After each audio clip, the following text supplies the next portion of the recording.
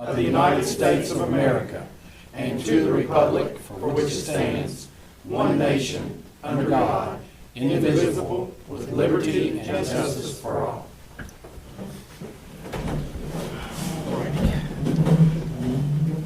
Board recognition? Yeah, we got board recognitions now. We got, So we'll go up here. And, we all want to go out front? yeah, we'll all meet up in here the in the front? front. Thanks, sir. Go right there. Yo, we're coming.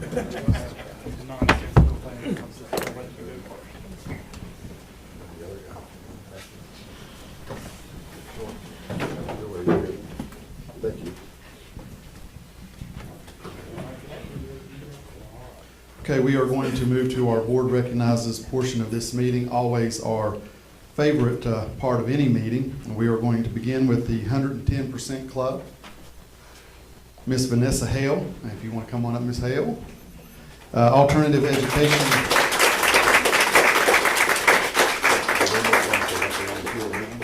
Alternative education teacher at Mountain Valley Elementary School. She demonstrated exceptional dedication and commitment to the elementary alternative education students at the school. Her approach was collaborative and inclusive, working side by side with parents to ensure they were actively involved in their children's education. She, along with her principal, developed comprehensive 504 and IEP plans, ensuring each student received the necessary support and accommodations to thrive academically and emotionally. Vanessa Hale.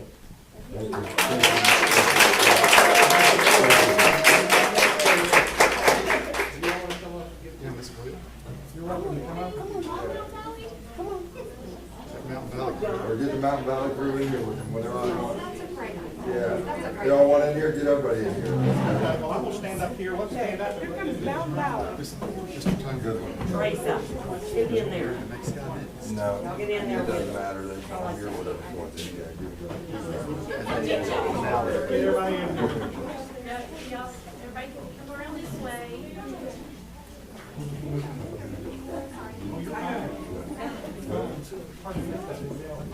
Sir, can you maybe stand up on the step?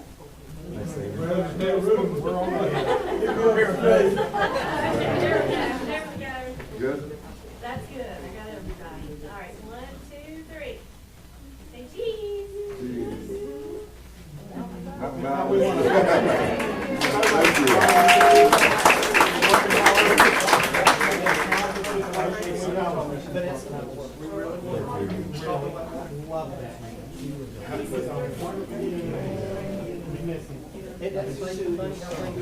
Yes, it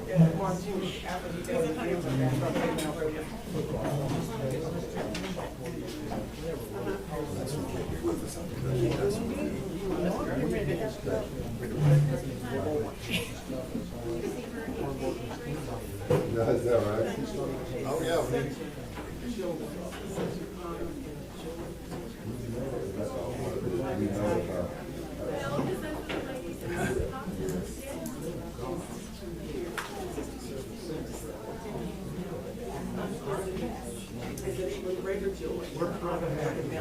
Thank you all.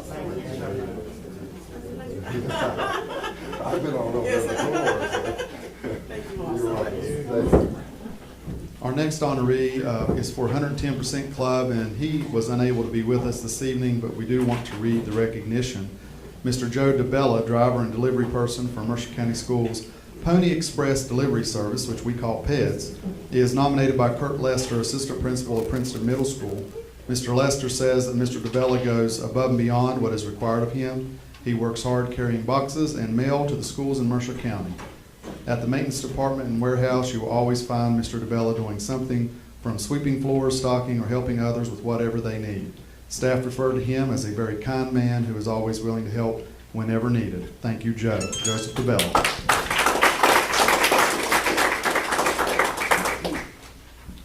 And too humble to come tonight. Yes, yes. Yeah, that was my understanding. He didn't want to be recognized, but So we're gonna read it, put the minutes in the house. Thank you. our next board recognized is for Certificate of Achievement, and this is for Athens Elementary School teacher Kimberly Yaya, named finalist for West Virginia Teacher of the Year.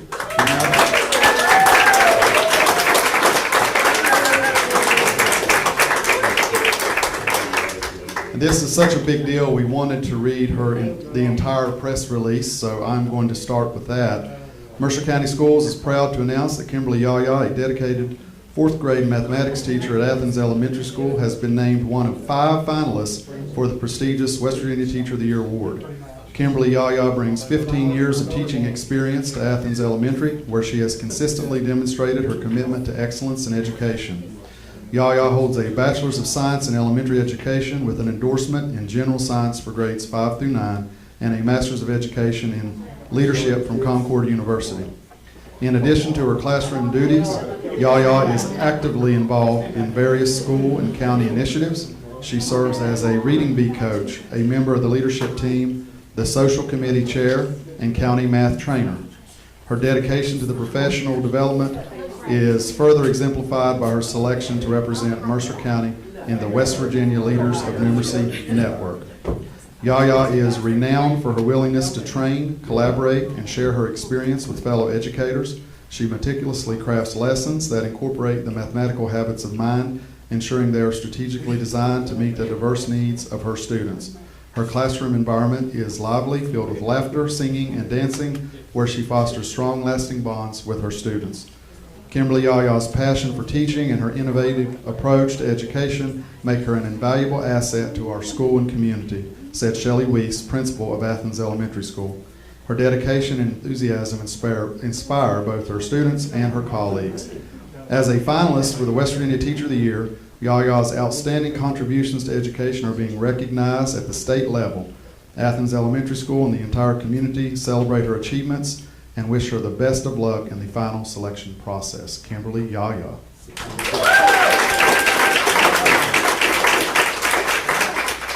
gotta tell you a story. This is my niece. I had no influence on this, by the way. So she gets up there, she's stunned. She's thanking everybody. She's thanking her teacher from years ago. Her husband, she doesn't mention him at all. So it's been a thing.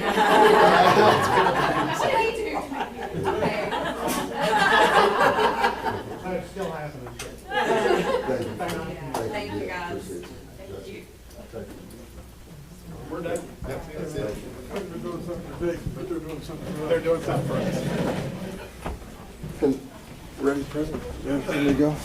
Just, Yeah, go ahead. just for my updates real quick, and then we got a presentation, but the Mercer County Policy Review with the SESC, Dr. Howard a call. There's a document there that I put in there. His next step is working with us, getting a committee together, so we'll just we'll communicate and get that together and start that process, and he's looking at December 31st to get that wrapped up, so we're pretty excited. He's got everything, but just needs our local county input and words that way. The SCSC Principals Academy is August 1st and Friday, August 2nd at Tamarack. And also the Back to School Administrators Meeting is August 5th and 6th. Also, I put together a Mercer County Schools organizational chart effective today, and then I'm honored they just got back Friday after dealing with the cybersecurity airplane issue and everything else. Our Jason Argonauts just came back from Houston, Texas. So Miss Lakin, Eva, Blake, come up if you want to do your little presentation and show them. Tell them about your work. It was no field trip, right? So while they're coming up, those of you that came for awards, you are more than welcome to stay if you want to. In fact, we encourage you to stay. But please feel free, if you've got things to do in life, to go ahead and head home. We understand. So Lakin's a teacher at Princeton Middle School. Eva is a student at Princeton Middle School, and Blake is at Princeton High School. So they're our Argonauts. Tell us what grade you're in. Going into my junior year. Okay. I'm going to be going into 8th grade. Okay. All right. What grade are you in, young lady? All of them. All of them. Yeah. All of them. 6th grade. I'm in 6th grade. This will get working. And thank you, parents, for all your support, too. Thank you all. Thank you, everyone. Thank you.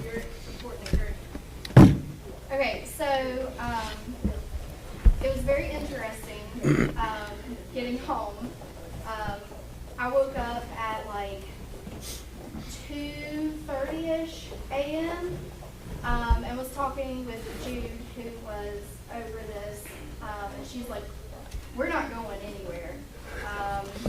These planes are being grounded, flights are being canceled, so we didn't know if we were going to make it home in time or not, but we did, and we got a lot done. And we actually met yesterday and put this presentation together because we didn't want to just come and talk about it. We wanted to kind of show you what we were doing. So this was our Houston trip. Do you want to tell them about this picture? So this was one of the first really cool things that we got to experience.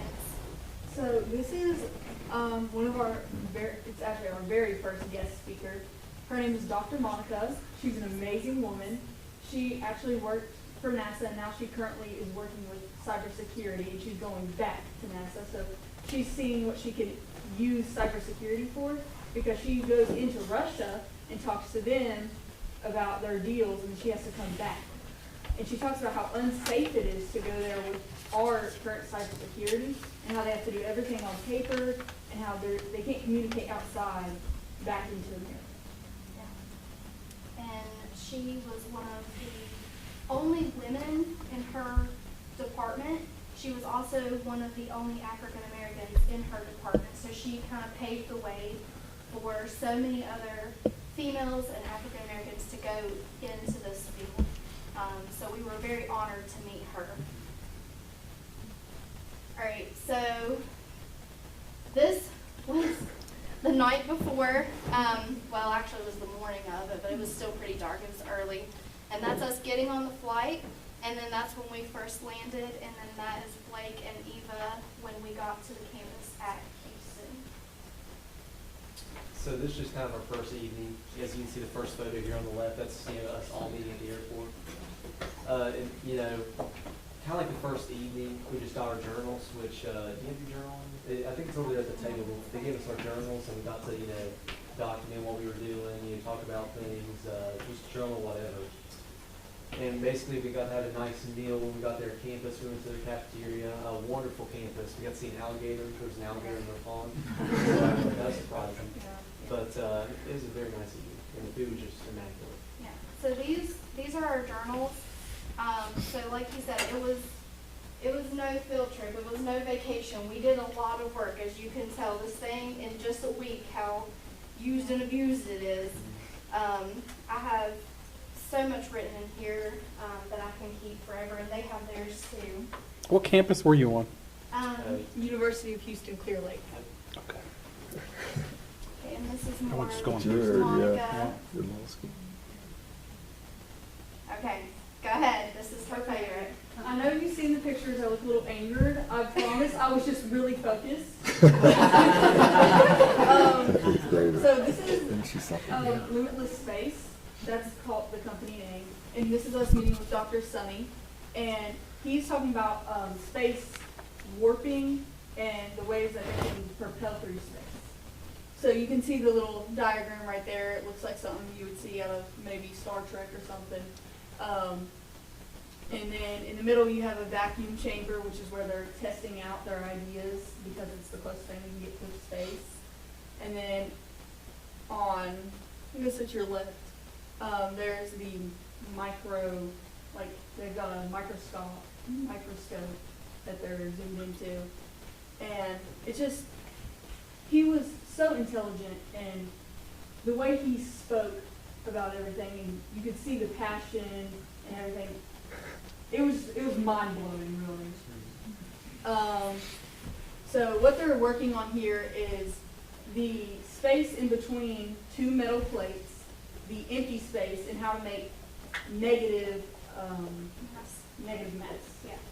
So this ring around that space, the actual, it's got like, it looks like a little donut, I guess you could say. It has negative space inside it. That's how it propels itself. And with these two little plates that they have in between it, when they turn on that vacuum chamber, on the outside, the waves, they can't make it through the middle, so it causes it to be negative like negative mass. It's very cool. Yeah, and basically the whole point behind that is if they can, you know, you have quantum mechanics and theory of relativity, and they're trying to figure out a way to combine the two because for all of time they've been separate. So they actually found this negative mass that could bring the two together. So Chaco was one of the employees from Luminous Space. So this is just kind of like an idea that he gave us when we came back to campus. Of course, so it was a solar cell, and basically it's an energy-powered, because like how rockets work, you're going to run out of fuel eventually, you know. So one of their ideas was a solar cell. So basically, we already have one going around the Earth, and it's working well. And basically, it soaks up the sun's energy and it propels it. So, and it can go very, very fast. So basically, it's like a way to just go forever, just kind of like almost forever. You know, if I run out of fuel, and just so we could send packages or robots or whatever we want. So that's an idea. Yeah. And here's a little video of the solar cell that Eva and her teammate made. So the fan is supposed to be representing the sun, and then we have a little solar cell there that we're propelling through, which we had to use budgeting to get our materials, and we had to come up with everything on our own. And obviously you can tell the goal is to go from there to the end, and it was a competition between everybody. We had to get paired up with another student from somewhere where we didn't know. The teachers would pair up with another teacher that they didn't know, and we had to come up with ideas together. And it was very interesting to see everybody's different personalities because the people who were there were from all over the United States. So just being able to learn to collaborate and work together was very fun because we got to learn, you know, everybody has their own opinions and some are stronger than others. So it was nice to get to work with people that we don't normally get to work with. Okay. So we'll go a little bit about Galveston Bay. You know, they have the Galveston Bay Foundation. So one of their main ideas that they were working on that this person right here showing us is the oyster recycling program. So basically, you know, there's a ton of, you know, seafood restaurants around Galveston Bay and along the shore. So, you know, that's a lot of oysters. So a lot of them, you know, 10 years ago, they just threw them away. They got sent out to landfills or whatever, or wherever. So their new idea was basically what you could do was they had bins set up for restaurants. They just started with one restaurant, and now they have like, what, 50 restaurants? Mm-hmm. Yeah, it's grown a lot in just a couple of years. Put them in bins, they take the oysters, they clean them off for about 6 months with the sun, and then they put them in bags, which I think there are a couple photos here on the next couple of slides, and it creates, and then they put them in the shores. Mm-hmm. And then that brings the oyster population back, because it's like declined by 60%. So then baby oysters, they will attach those and bring back the oyster population. And so also with that, they create like shelves from those bags to help with erosion, which helps build back the environment and habitats in there. And this isn't something that just applies to them. I mean, it could apply anywhere.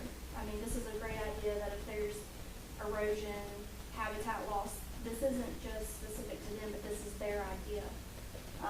So they did that, and this is actually us getting in the bay. That it was very, very hot. So the water was kind of cooling, and we had to walk about half a mile just because it was a preserve.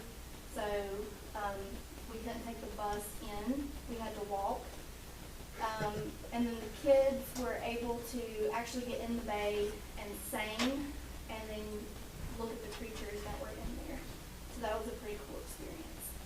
And then after we got really hot and sweaty and gross, we got to go into Buc-ee's.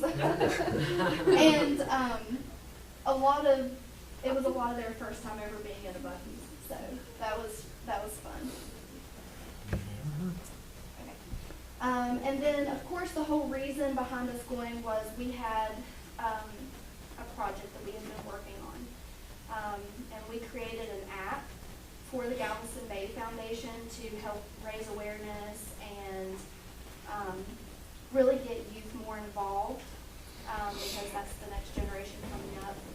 And they received mentoring from some of the professors and some of the doctoral candidates that were there.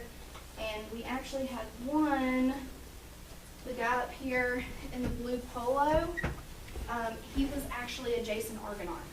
And now he graduated with his engineering degree, and he works at a medical facility creating mini brains to replicate the human brain to test medicine on. So he was mentoring them. Can I mention one more thing? Yeah, go ahead. So in the airport, when we first landed that Monday, we met somebody that just randomly just walked up to us, and they were like, they were so shocked as her son, and also was a Jason Argonaut, like 5 years ago. I believe he's now in Stanford. But I mean, just recognize us in their shirts, just a random person. And Yeah. and what are the odds in a big airport in Houston that somebody else we would run into that was connected with Jason? So it just speaks volume of how far Jason actually goes. Okay, who wants this one? So this was the same day as Galveston Day, so we kind of made a circle back around. This is Tommy's Restaurant. This is the first restaurant that they did the oyster recycling for. This is, we got to go behind the scenes, basically behind where the bar area was, where they were shucking the oysters, to see them recycling them in a different recycling bin. And we obviously got to try oysters for the first time. We all had a little bit different of a feeling about that. I wasn't too excited about it. I liked them. She didn't. We tried oysters, escargot, boudin or whatever it was. Boudin, Yeah. Boudin. Yeah. So that was fun to see. You know, 'cause we learned about the bay. We went to the bay. We got those oysters. We helped build the shelf to restore the habitat, and then we got to actually go to the restaurant that was directly not only affecting that, but if there's a huge loss in oysters, then they also have a loss. So it was really neat to see that. Did you guys get to shower? We did get to shower in between, hang on. The fried ones were pretty good. They tasted more like cheese because they were covered and stuff, but the raw oysters wasn't And Jude sent me videos that I'm going to share with her parents soon. I have not yet, but I've got videos of them eating that, so I'll share that. Okay, so we got to go to NASA's buoyancy lab, and this is where they train the astronauts. They have a, like, you can see the pool there. It's massive. It's like as big as a football field, but they actually have a replica of the International Space Station submerged in there, and that's how they train the astronauts to deal with like the pressure and give a feeling of weightlessness. So that was very, very neat, and we actually got a special tour, so we could see all the other people up around us going through the glass looking, but we were actually on the floor, and we were with the engineers and the physicists and the control people. So that was very neat. And then they were able to bring us up to a room and talk to us about how they got where they are. And I thought that was very important because we don't always get to talk to people who are in those situations. You know, you can Google, you know, what degree, and it may not lead you to where you want to go. So I thought just the exposure to this was very, very important for them. And for me to be able to get this information and bring it back, and now I can share it with my students. I can share it with other teachers so they can help guide kids if they want to go this path, how to get there. So I think just being exposed to these professionals, how they got where they are, instead of just relying on Google or trying to figure out, you go through the college list and the degrees, and I think this was so important because they had opinions that I wouldn't have thought, especially about certain classes and stuff. So I thought that was very important. Also, the pool was 40 feet deep. If you know, you think about that as like the size of a football field. And one cool thing about the pool is that there's a whole closed off section. Nobody knows what's inside of that, maybe even the employees. Because apparently it's only open to like special forces. I mean, those people, they can So use it's the like water, top like, secret. yeah, Arctic level water. Like all Do we those have a really cool picture of shit. it up here? We don't. I have a picture of it on my phone. And like, they were talking about how they put like aircraft sometimes down under the water, and they train people there too, which I thought was so cool. And it was like a surreal experience, because you see photos of it, you hear people talk about NASA and all these amazing things, but then when you actually go, and us getting like an on the floor tour instead of just like looking through the glass and everything, it was amazing. I mean, Okay, you can tell them. you're probably gonna, this might sound weird, but like I started, the second we got back on the bus, it like really hit me, and I started crying happy tears. I was sitting next to her on the bus, and I was like, go with me. Because I remember I called my mom then when we got back to the university. I called her and I was telling her about everything that happened, and then the second I hung up, it was like tears just like poured, because it was so amazing and like overwhelming how special the whole moment was, and how if if these people didn't decide to put Jason here, we wouldn't have got to do that. All of those kids, like, we wouldn't have got to have all these experiences, and we wouldn't get to share that with all those people. I mean, ever since I was little, I always loved NASA and everything, and to think that I got to go there when I'm only 13, and I get to share real pictures and show people, tell them, and get to teach them about things is really, really awesome. And so that, as a teacher, that really made me feel good to know that, my kids, I call them my kids, they got to see that. But then, not just them, but all these kids from different backgrounds, and some of them came from not so great backgrounds, and they were here. We had one who had immigrated from Nigeria, and unfortunately, because she wasn't a citizen yet, she didn't get to go. But for us to be able to go and share with her, and like this was her dream, and that me being able to mentor her, that even though she didn't get to go that day, if that was her dream, she could get there. So just again, that exposure, being able for professionals to be able to talk to these kids. I mean, being there, we can tell you, but being there, it was just a whole nother level. Okay, so this was our last day there, and this was them presenting their project. And if we ever have any other time, if y'all ever want to know what it is, we're just going to go through this really quick. If you want to know what their project is and all about it, we can always share that with you. But, I mean, you get to see how many people, how many people they presented in front of. And it was like boards from the college. It was people from NASA, Limitless Space came. I mean, just so many people from all around the area came to listen to them.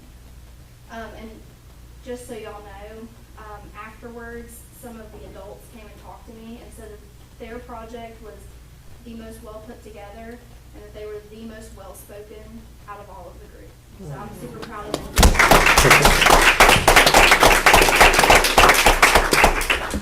And also, afterwards, some people because you got to pitch it to like Big Alice today, which is where ours was about, and those people, they got to tell them their ideas, and some of those adults who were in those spaces where they could take on those ideas, they actually like shared their contact information and got to like work with those kids and got to put kind of use their ideas and put it into motion, which I thought was really cool, because where you actually get to, I mean, you can do the stuff and everything, but if you don't have like the contacts that Jason gave us, they can't put those plans into motion because we are so young. But we got to go and do that. Yeah, it was really amazing. And then, after we did that, we got a campus tour. But then we went down to the boardwalk, and we got to actually see the Gulf of Mexico. And that was very neat for our last night. It was just their way of saying thank you. We're going to take you down to the boardwalk. Thank you for all your hard work. And we ate at this restaurant. And I wish you would have put the picture up there. But she got a piece of chicken that was like as big as her head. A piece of buffalo chicken, I mean, really, everything is big in Everything's big in Texas. Texas. It was good. There was a picture of me with my head down next to the piece of chicken. Yes. I mean, the table was full of food. I mean, Great. Yeah. It was unreal. For very little money too, by the way. And then this is us in the airport. We had to hang out for a bit. We were sitting on the floor, thanks to all the planes being grounded and canceled. And I thought it was very interesting because luckily us and I think 2 other gates got called. The rest got canceled. So we got lucky. I mean, we got lucky. Crazy, and no computers are working, no TVs, so we were lucky. Yeah, I mean, it was interesting. But those are a picture of the mountains when we got to come over, so. And that was the first thing that I saw. Yeah. So, me and Blake, we sat in the 2 seats, and then Ms. Lucas sat in the seat in front of us, because it was 2 row planes. And I remember her, she turns around, because he's doing like his schoolwork for the summer, I'm sitting there in the bed, and she just turns around and she goes, look, there's mountains. It's so flat. I mean, you just look and there's just nothing. You don't see anything. You can see like that skyscraper. You can see the skyscrapers all the way from like the boardwalk right there. Like it was crazy, and it's just flat. Yeah. So we were happy to see mountains, but it was fun. And thank you for the Thank you. opportunity to go. Thank It you was all. our pleasure. We'd like to get a picture with everybody. And do that.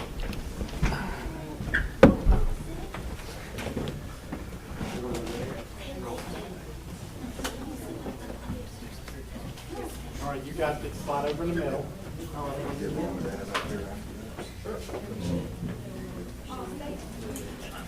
After we get it right. That work? Hey. Hey. There really is nowhere I'm going to I know, there's some people right here who might be able to work something out. I don't know. She has to keep her room more in her house.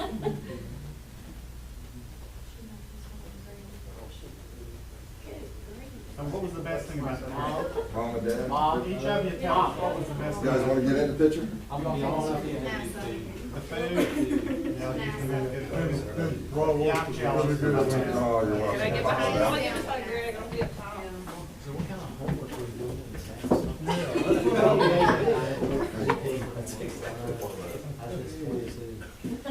Good. So at least Good. you're on an airplane and you've been somewhere cool and yeah. Good work. Amy? Good. That works, I got everybody. Were you downtown at all? Were you downtown Houston at all? We drove through it. Big place, isn't it? They'll tell you it's the 3rd largest city in America. Chicago will tell you it's the 4th largest city in America. They argue completely forever. You know, we actually had a group, once they finally got out of Houston, they flew to Chicago, and then they were going from Chicago to New York, and they got stuck in Chicago and had to stay the night in Chicago. Did you fly out of Charlotte? We flew out of Charlotte, Okay, yeah. direct flight? Yes. We were the only ones with a direct flight. Really? So it was really huge. So we got everything. Because our plane also got there right before everything happened. So they'd already got everything set. Well, I'm glad that we're doing such a great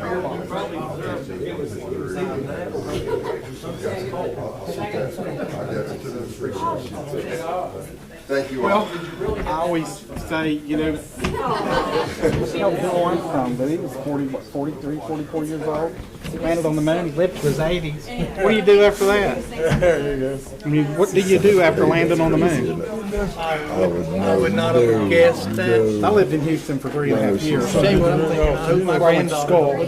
I'm sure that was in 82 to 85. Were you on that campus or a different? No, I was in downtown in a law school. Thanks, Blake. Thank you all. We appreciate it. You're welcome to stay, but you're welcome to go. Thank you, Laker. Thanks, Ms. Lucas. Paul, I don't think we have any citizens input, but look over there and see if there's any on the paper. Okay, no citizens input. Get organized. All right, guys. That Bailey guy again.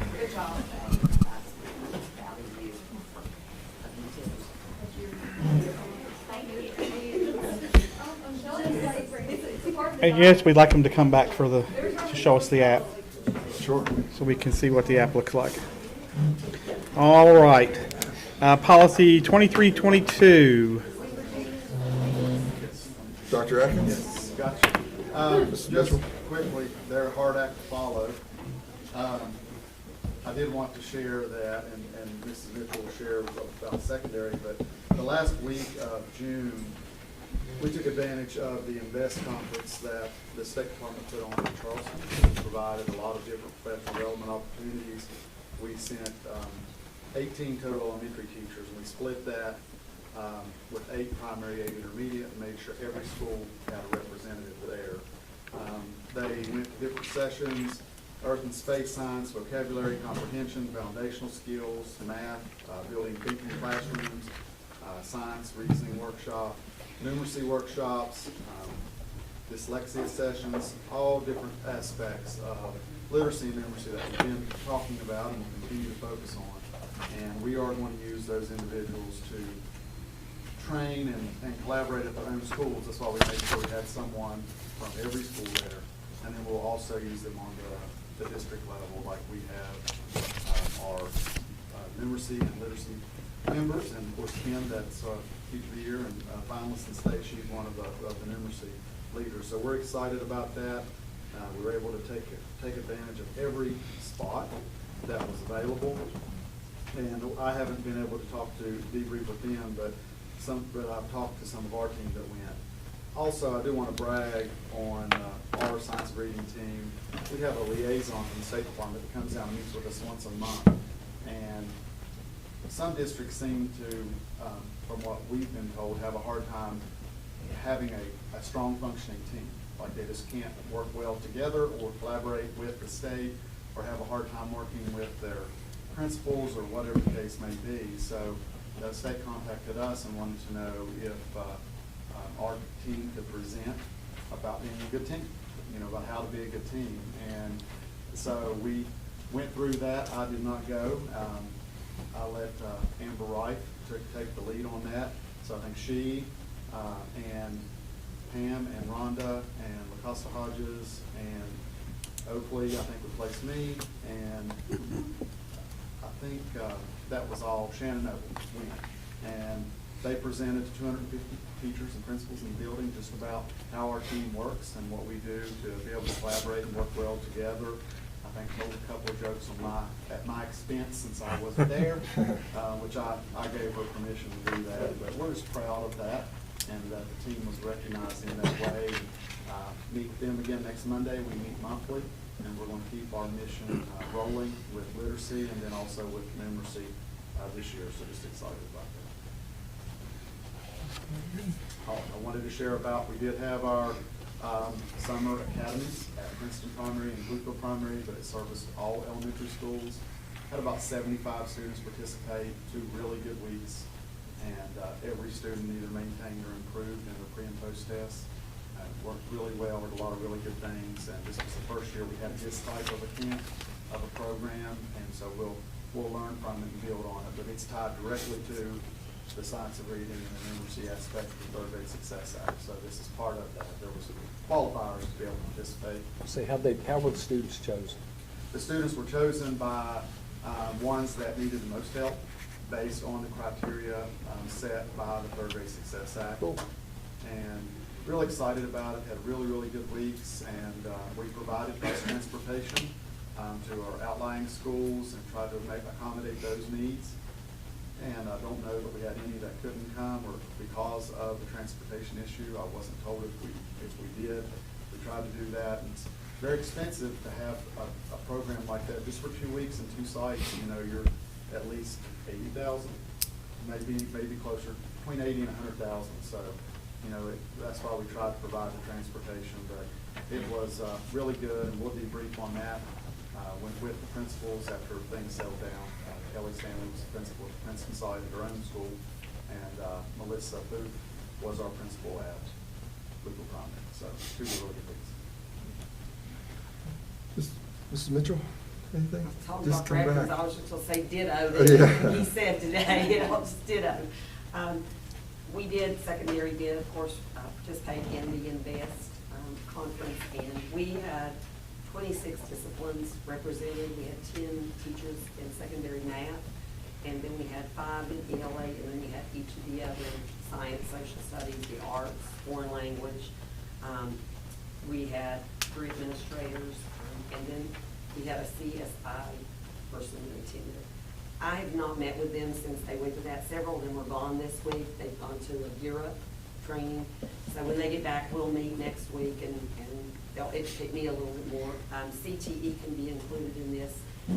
We just have to apply for the money for it, just like they do for the other grade levels. So we'll be talking to Danielle about that.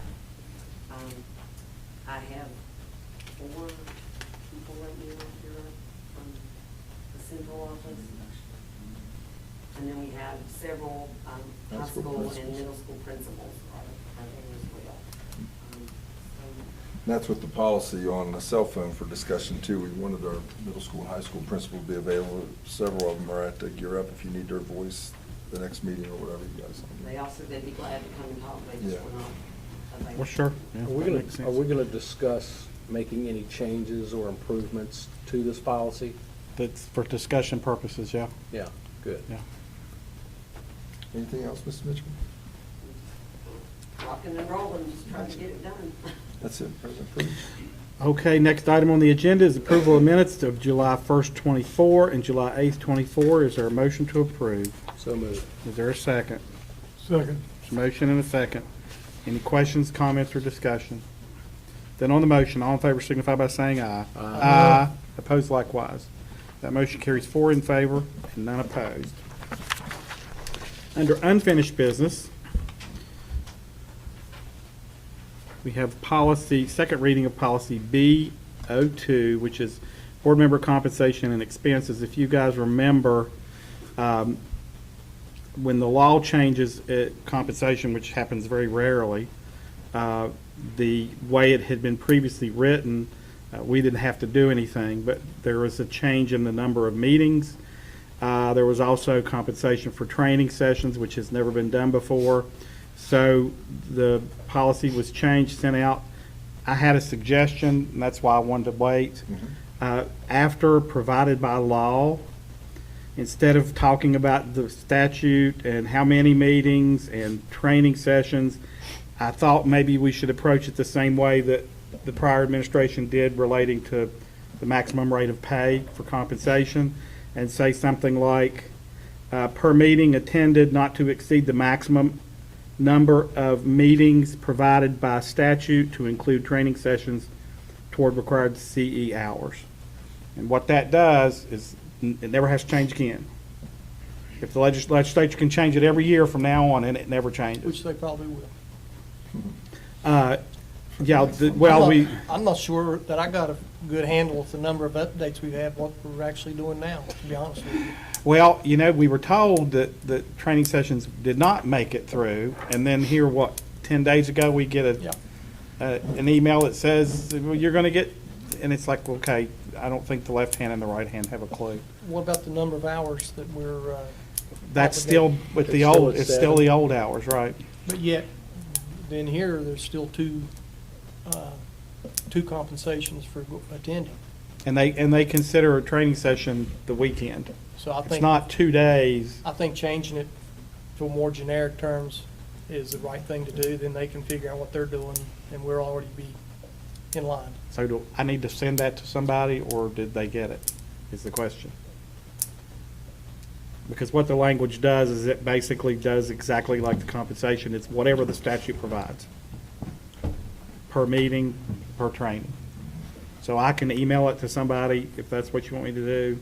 But again, it reads, per meeting attended, not to exceed the maximum number of meetings provided by statute to include training sessions toward required CE hours. Now, I did that. I'm still trying to get the handle of the, I've got to find the right thing to write on these notes with, and this is like the fourth thing I've had, so I'll find one. I'll find one, and it might be cleaned up even better than that, but it does make it. And you want to send it to Jason, is that what you're asking? No, to whoever's going to change this, because, Okay, I mean, yeah. we're good with that. We can, I feel sure we can do that. But if we do this, we need to send it back out for public comment. We'll put it back out, so we'll get it to, Dr. Bowling will get it to Carla, and we'll take care of it, yeah. Okay, Yeah. all right. Make a note. Perfect. I got you.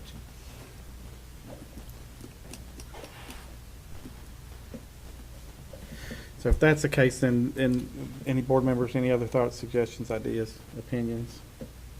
Then it'll come back to us again in a future meeting. The next matter on the agenda is policy G28, the second reading of board memo number 385. This is seniority rights and reduction in force professional personnel. It was changed to update and clarify language and to make grammatical changes. No comments were received when it was out for public comment. Superintendent recommends approval. Is there a motion to approve? Move to approve. Is there a second? There's a motion and a second. Questions, comments, or discussion? Then on the motion, all in favor signify by saying aye. Aye. Opposed likewise. That motion carries 4 in favor and none opposed. We'll move on to the consent agenda. All right. Board memo number 15 is renewal of the college contract for placement of students for clinical experiences fiscal year 25. Enclosed is an agreement with colleges and universities relating to the placement of student observers and/or student teacher candidates for their clinical experience for the 24-25 school year. All student teacher placements are pending receipt of each candidate's background check and a site supervisor being named for each candidate. The college and university seeking renewal is Emory and Henry College School of Health Sciences. The contract is attached for your review. Superintendent recommends approval. Okay, that's 15. Board member number 16 is bid number 944 Timberwood change order number 1 and number 2. Revisions for labor, materials, equipment at Timberwood Elementary School. The description of the change orders total is $74,573.89. This is the approval is requested for change order number 2, which adds 22 additional days to the contract duration due to weather delays. Superintendent recommends approval of change order number 1 and to DCI Chires for bid number 944 Timberwood Elementary, $74,573.89, and change order number 2, adding 22 days to the contract duration. Board member number 17 is the Dollywood Foundation. This relates to the free books that are provided to Mercer County students from birth to age 5 on a monthly basis. The books are provided for free. The amount of money that we're providing, which is $30,000, is to cover shipping fees on the books to Mercer County students. Board member number 18 is contracted services as substitute cook class instructor. The nutrition department is seeking a contracted services agreement for a class instructor for substitute cook. The hourly rate is $25 an hour with a maximum number of 10 classes for the 24-25 school year. This is a contracted services agreement and is paid out of state funds for continuing education of service personnel. Board member number 19 is surplus textbooks. There is an attached list of fixed assets textbooks which are obsolete and considered surplus, can no longer be utilized by the board. The list was distributed to administrators to see if any of them could use them. Superintendent recommends the attached list of fixed assets be declared surplus and offered for sale. Board memo number 20 is an agreement with Concord University for Schools and Scholarship Grant. This is for the placement of students who are in part of the CU of Schools grant, which accepts any student who is in that program that accepts a job as a school social worker with Mercer County Schools. There will be a grant provided of $20,000 to help offset the cost of employment in the year following the student's placement with graduation. Excuse me, as always, all placements are pending the receipt of a background check and a site supervisor. Superintendent recommends approval. Board member number 21 is the purchase of IXL Learning renewal license. This is for the subscription for 24-25 school year for kindergarten through 12th grade. The licenses for K-5 will be through Title I funds. The total amount is $74,425.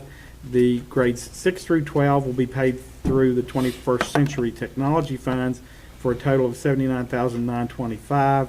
The subscription for IXL renewal will be total cost of $154,350 for the period of July 1st, 24 to June of 25. Superintendent recommends approval. Board Memo number 22 is the Chuck Mathena 2425 rental.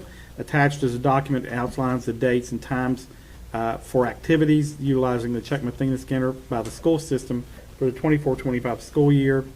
The current cost, which includes technology for the events, is $48,348.50, which is a decrease of $390. Superintendent recommends approval. Board Memo number 23 is the placement of a student from Mercer University seeking an internship in counseling for the period of August 19 to December 6 of 24. This individual will be supervised at Pikeview High School and Spanishburg School. Again, placements are contingent on a background check and a site supervisor being made. Superintendent recommends approval. Board Memo number 24 is payment of invoices for July. The actual checks have been written, are being held in the Office of the Treasury pending consideration by the school board. Board Memo number 25, which is the last item on the consent agenda, is the purchasing card transactions, which is attached for approval. Superintendent recommends approval. So let's go over the consent agenda. Questions, comments? Yes, number 17, the $30,000 for the Dolly, is that number 17? Yes, sir. Okay. Shipping, how often is this for 1 year? Where do the books go? How do we distribute them? That covers the whole year. They invoice us monthly. I understand, but where do they go to? All of our primary schools? They No, it's birth to age 5, so it's. They sign it. My granddaughter gets, my Oh. one-year-old granddaughter gets one in the mail every I month. just thought maybe we got them and then people came to pick them up. No, So, they're mailed to the home. so it's we- individual postage. And we actually budgeted for this in our early literacy program success act money for this upcoming school year. Excellent. They gave away some of those at the program that was over at the Mathena Center when they had all those young kids come in, I think. They will have representatives. Yeah. Yes, to get that Okay. information out. And that wasn't the one I really wanted. They're great. They're great. Unreal. They're great stories. They're well written. We still have the books that Gray used to get. Yeah. They come right to the home. It's hard not to support it because it's getting kids the books before, Reading. and particularly in our community where it's important that people without means have access to reading material for their kids. Board Memo 16 regarding the changes at Timberwood. I found it kind of funny that they needed 22 additional days to finish due to weather. What kind of weather, Tom? I mean, we haven't had any rain. What happens is Sunday evening is real cold. If there's a little bit of snow, they can't work most of Monday. Oh, you mean earlier in the year? We're not. Yes, this has This been is an accumulation. Oh, what the hell? Okay. It's been reviewed by the SBA, by ZMN. Actually, we had to get in depth with the National Weather Service, and it's thoroughly been reviewed. And Jeez. it's all been- I don't discount, I was just curious. Yeah. You know, It was back in winter time. why hell it's been so daggone hot, you can't hardly breathe. Then the additions, like the deduct a water line, add a fence, undercut allowance adjusted for, well, demo existing storm piping. Was some of this stuff, has it already been put in and it was done and they have to redo it? Or is it stuff that they're, like the number 4, demo existing storm piping? What, is that something that they're having to redo? It's already. No, but, Something they didn't see. When they were doing prep work, okay, site work, they found that there was existing storm pipe that they needed to remove. okay, I was just curious. Sure. And then 19. Can I, Yes. while we're on this one, I have a few questions too. Add a grade beam at the gym, It was left off the plans. architect. When the builder, they said we have to have another grade. I don't know that we should be paying that. I think the architect should pay that. To be honest with you, that's their mistake. I mean, they have engineers, they're paid to do this, and they're paid well to do this. that's $7,000. It doesn't sound like a lot, but that's their mistake, not ours. What is the deal with the slope water issue redesign and detail? We have basically a wet spot coming off the back that, that was slipping, and they weren't really sure how we could fix that. They didn't want to run into what we did in Mount Valley. So, actually, the Yeah. design was way more expensive than we kind of just came up with this. Okay. Basically, they're not rip-rap design. That's one you can't account for. That one's gonna happen when you're doing the grading and stuff. The sewer piping at the pump house, the revision, what's that all about? Well, we got our credit because we made the pump house smaller, and then with that, we had to do additional piping when we did the revision for the smaller pump house. Okay. In the wood decking material change, did we go with a cheaper material? Is that what happened? The specs on the roofing that we're using didn't require wood decking, so they credited it back, and we just attached it straight to the existing roofing that's there. We didn't have to add another layer of wood. Okay. Well, you can pass on from at least this board member to ZMM that that's their mistake. The 65. The $6,500 is their mistake. Gotcha. And it, you know, I know they work hard and I know they do a good job, but, you know, they were supposed to eat their mistakes. They're not supposed Actually, we to. have contingency built into this, so this is to use against our contingency that is built into this. We won't actually have to pay this money. Well, and I get that, but nobody should pay it. The architect should eat it because the architect made the mistake, you know? The thing that concerns me is, this mistake was caught. And I don't even know, Mr. Atkins, what a grade beam, is it like a weight bearing? That's kind of a big deal. Well, that's why, and we meet every other Monday, we discuss these things. We have superintendent, 3 leads on the job, they all review that, with public works, Yeah. to catch things like this. Things, I mean, this is my first one I've ever built, but things pop up. Yep. We just have to be looking at time, but no, I really disapprove. And a lot of times, I've learned that things are just missed. And it's not acceptable, and we discuss them, and hash it out, and come together, and this is the proposal. Pass the cost on the school. Okay, Jim, go ahead. 19, talking about the books. After it goes on govdeals.com and somebody takes something, somebody doesn't take anything, then what do we do with those assets? Chuck them, leave them, put them out at the storage building that you've got? Typically, if it's something that's not surplus, I mean, I can't speak for textbooks, but like if we auction it off and it doesn't, we rerun it, we just try to keep doing it, and then eventually we can't, we just take it to scrap if it's metal. Get the money, bring it up, all that stuff. I mean, any idea, Leslie, how many books or what's the enormity of the surplus books? We have quite a few. I think we have a container filled full of them as well. They're just outdated, and we don't have any takers. There used to be, when I first started, there was a market, but no one really wants old outdated textbooks now. I think we were able to sell some last year, balance, and then we ended up just, Good to, just good to base, I guess there's probably not even a recycling. Could they go to a recycling center? I don't know one around here. That's what I'm saying, I don't even know if there is one.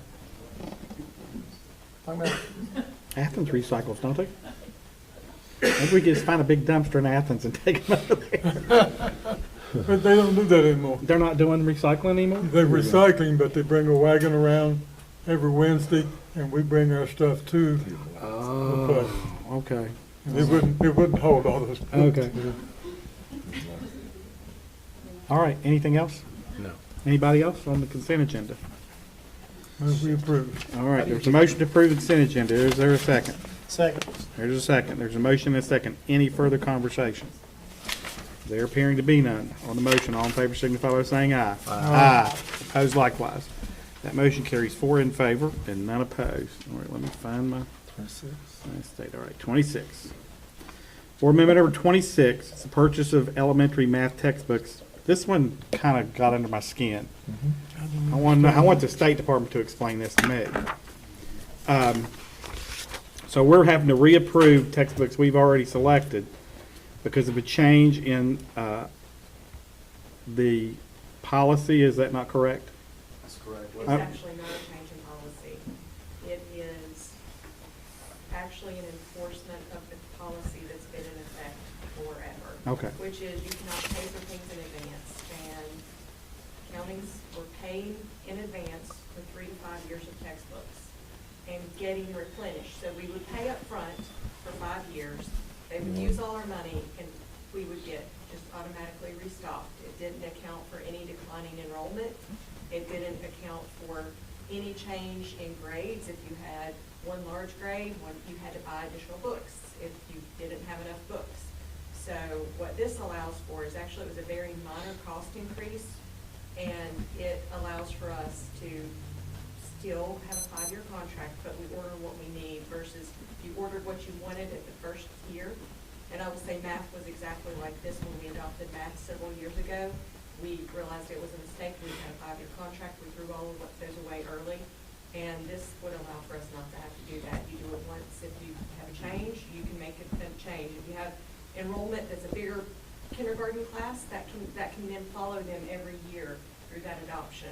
Whereas right now, you have a big kindergarten class, you buy that amount up front, you're always buying that amount for kindergarten, which is what we've been doing.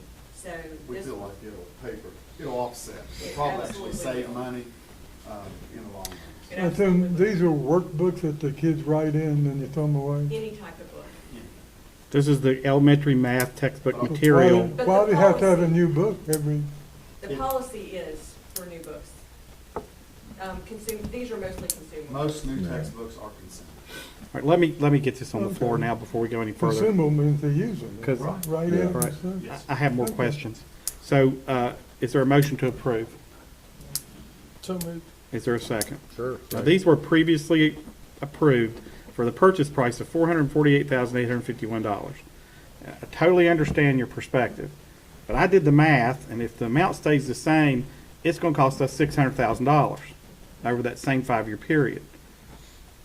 Plus, they're not talking about inflation, which I think we all know is gonna continue, even if it goes down to 2%. 2% a year on $100,000, it adds up over 5 years.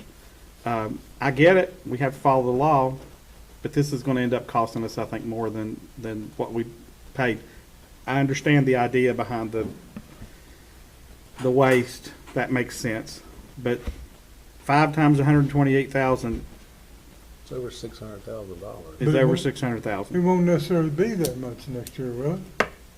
Maybe, maybe not. Could be more, could be less, whatever the population. As long as we keep losing students, we'll save money, right? Yay! But, I mean, we've got to follow the rules. We don't have any choice.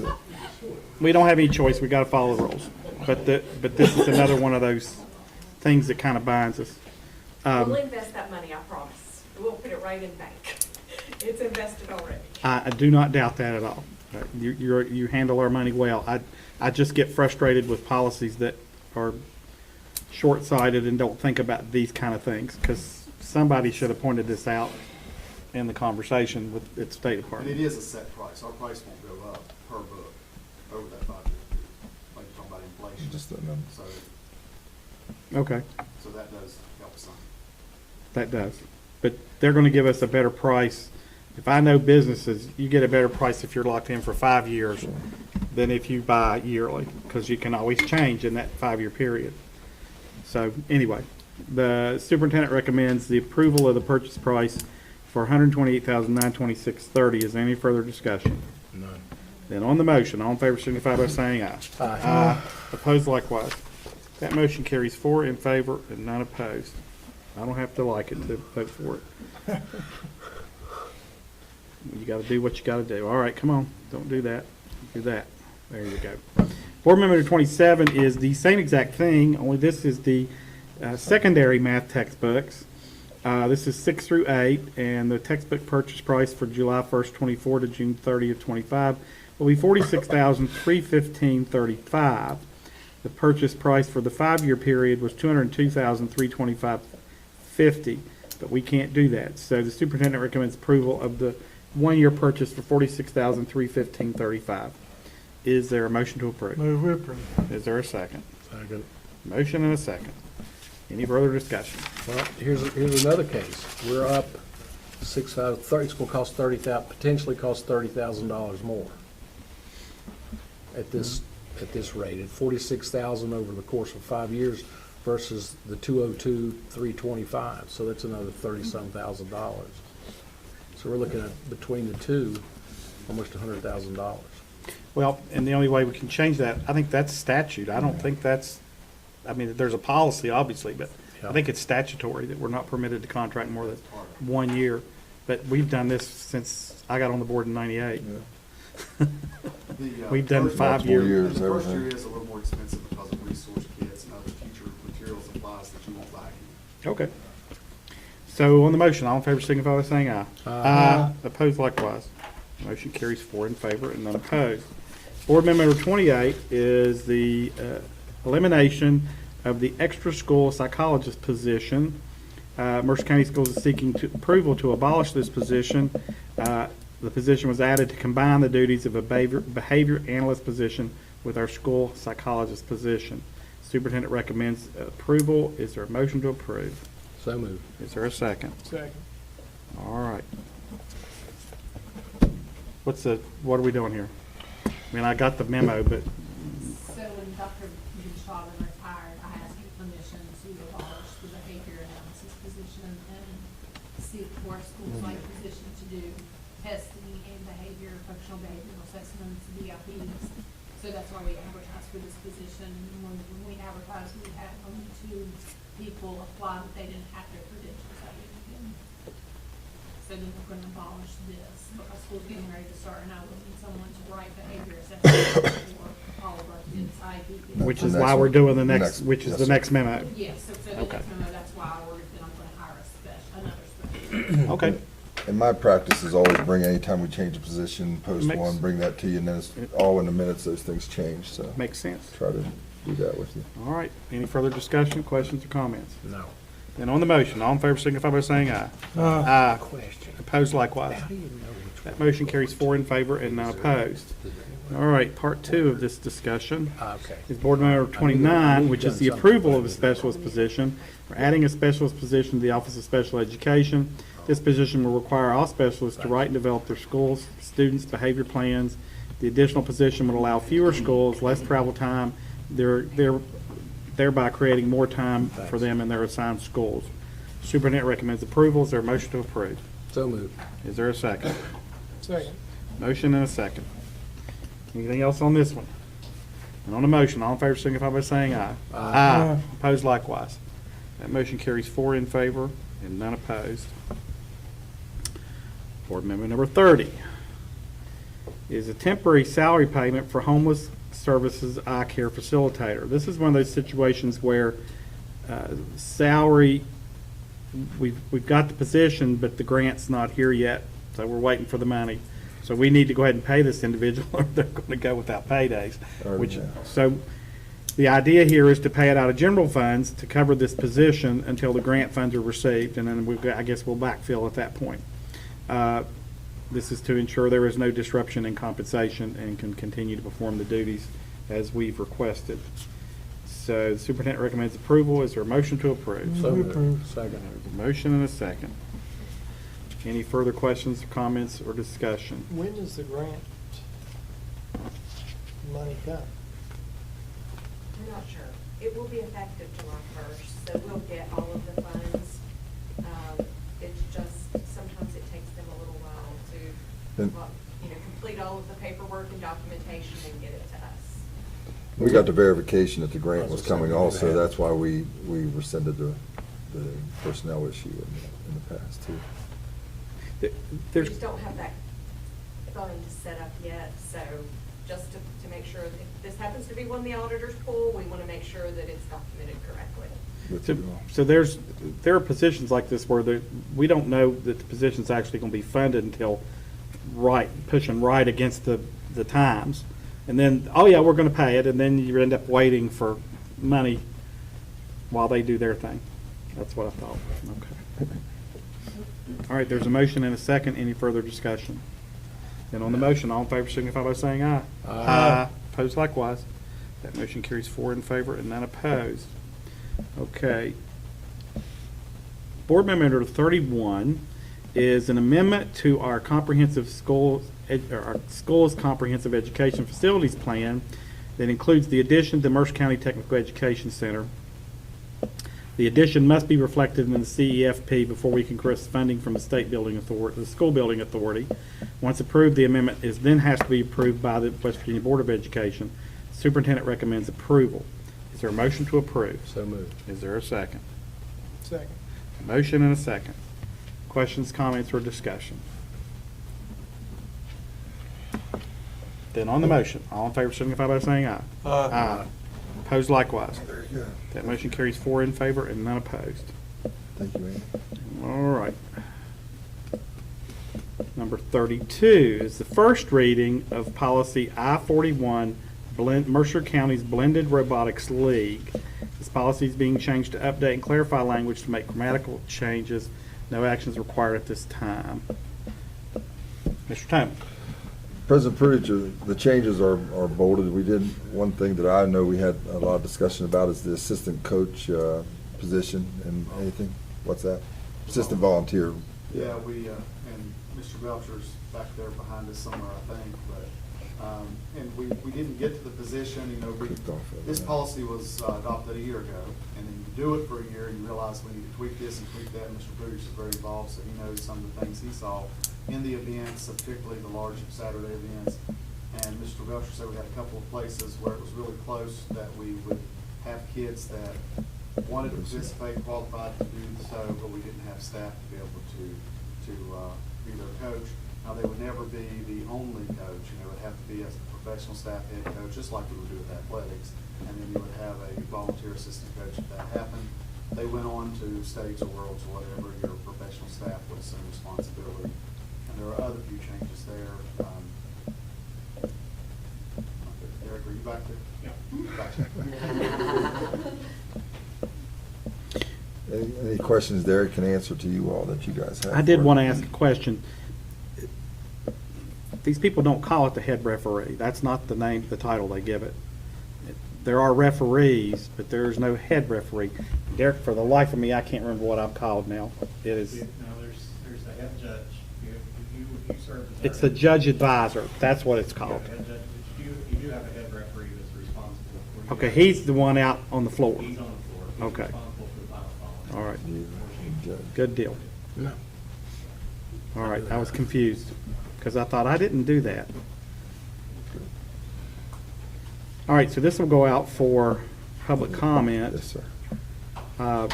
And it'll be back to us in about a month or so, and then we can finalize it if, make any changes that need to be made. All right. There's no vote on that because it's a first reading of policy. Board Memo number 33 is the summary of the fiscal year 24 audit findings. Now, these are the audit findings per each school. This is not the audit that we approved, 2 meetings ago? This is a different audit. Every year, every school's financial situation is audited and reviewed.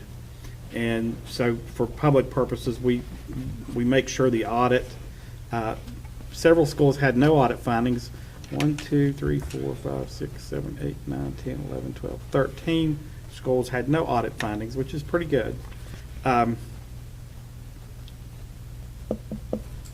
So are there questions, comments? Let's get it on the floor first. Is there a motion to approve the audit findings? Move approve. Second. And there's a second. All right, there's a motion and a second. Now, are there any comments, thoughts, or questions about the audit findings? As I looked through them, it really appeared that it was mistakes, nothing flagrant or violent, a violation of anything, other than 2 signatures or purchase order or things like that, and those are just, Most of those are The things that I will say are the bigger risks are, when you look at one of the elementary schools, there are funds that they're more, that they didn't have signatures of the groups. that they maintain those funds from. Those are more concerning to me. The biggest thing that I would think is the hospitals and the ticket reconciliation reports. When we have turnover in our secretary positions, it's hard. And I think you'll see that in elementary schools, the high schools, it's very hard. It's impossible. A principal cannot do that job and run their school at the same time. So it's hard for them to know what to do. But as Mr. Prudish said, it's the law. We have to follow the law. So the principal's still ultimately responsible. That's one of the reasons we're really trying hard to make it as easy as possible. I've pushed very hard for that intranet to be built so that everything's at a new person's fingertip. If you think about how hard it is for someone to come in, I've said, we write everything on checks. My kids don't even write checks. My kids have never written a check before, and we're putting a new person in a seat that asking them to follow all these rules, and they've never even written a check. It's a different world. So the ESM, that will help them. Automating things will help them. We're hoping to reduce the turnover. The high schools and the ticket reconciliation reports, that's the biggest area that we can have fraud is with ticket sales and cash at athletic events. And we did have one school in particular that I'm just going to be very forthright. The principal signed all of those, attesting to the accuracy of the report. However, they were not verifying that. And I take it very seriously. If you sign something that you're saying is accurate, it's accurate. The principal, even though they have turnover, it's their responsibility. And if you say I sold number 1 through 1,000, it's not that hard to make sure that you sold 1 through 1,000, multiplied by $6, you should have $6,000. If it doesn't match $6,000, I'm okay with that because nobody's perfect all the time. It's if the same person's selling and they're always short $20, $30, $40, $50, that's when you recognize a problem. So I do think the ticket sales are something and the turnover these are our two biggest risks. We're going to have fraud in our system. It's going to be at the schools. It's going to be identified through here.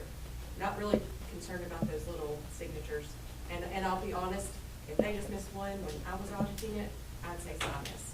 If it's every single one, that's, we need to educate, we need to help. It's not deliberate. What about the banks? Are they notified, or do they realize that we require 2 signatures before we're going to honor them?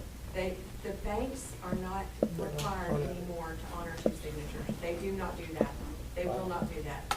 It is state law, and this policy is up for review this year. No, it's a purchasing policy, I'm sorry. This one's already been adopted. There's some things that are somewhat antiquated, and that's one of them. I would think, and Tom can attest this, Friday night football, you've got all the ticket stuff. Did you shut the gates after, or quit taking up money after halftime so that gave you the rest of the evening to count the money and count the tickets and do all that, so by 10 o'clock you can make a deposit? Is that how you all do that? No, we don't make a deposit. We take it to the school and lock it up. And then you can make it the next Secretary day. counts it Monday, she verifies that, and then the principal verifies the financial secretary. Gotcha, And then we okay. start. Yeah, I mean, that's, Oh, after the Bluefield-Princeton game, it usually took till the end of Monday to Yeah. get all that. okay, I was just curious. Thanks. I mean, I don't will understand. say that I'm just going to throw it out there. The schools loved the electronic ticketing. They loved it, would like to go to all electronic tickets. The schools, there's a community impact. So, I mean, I'm not saying that that's the right decision or not. That's for you all to decide.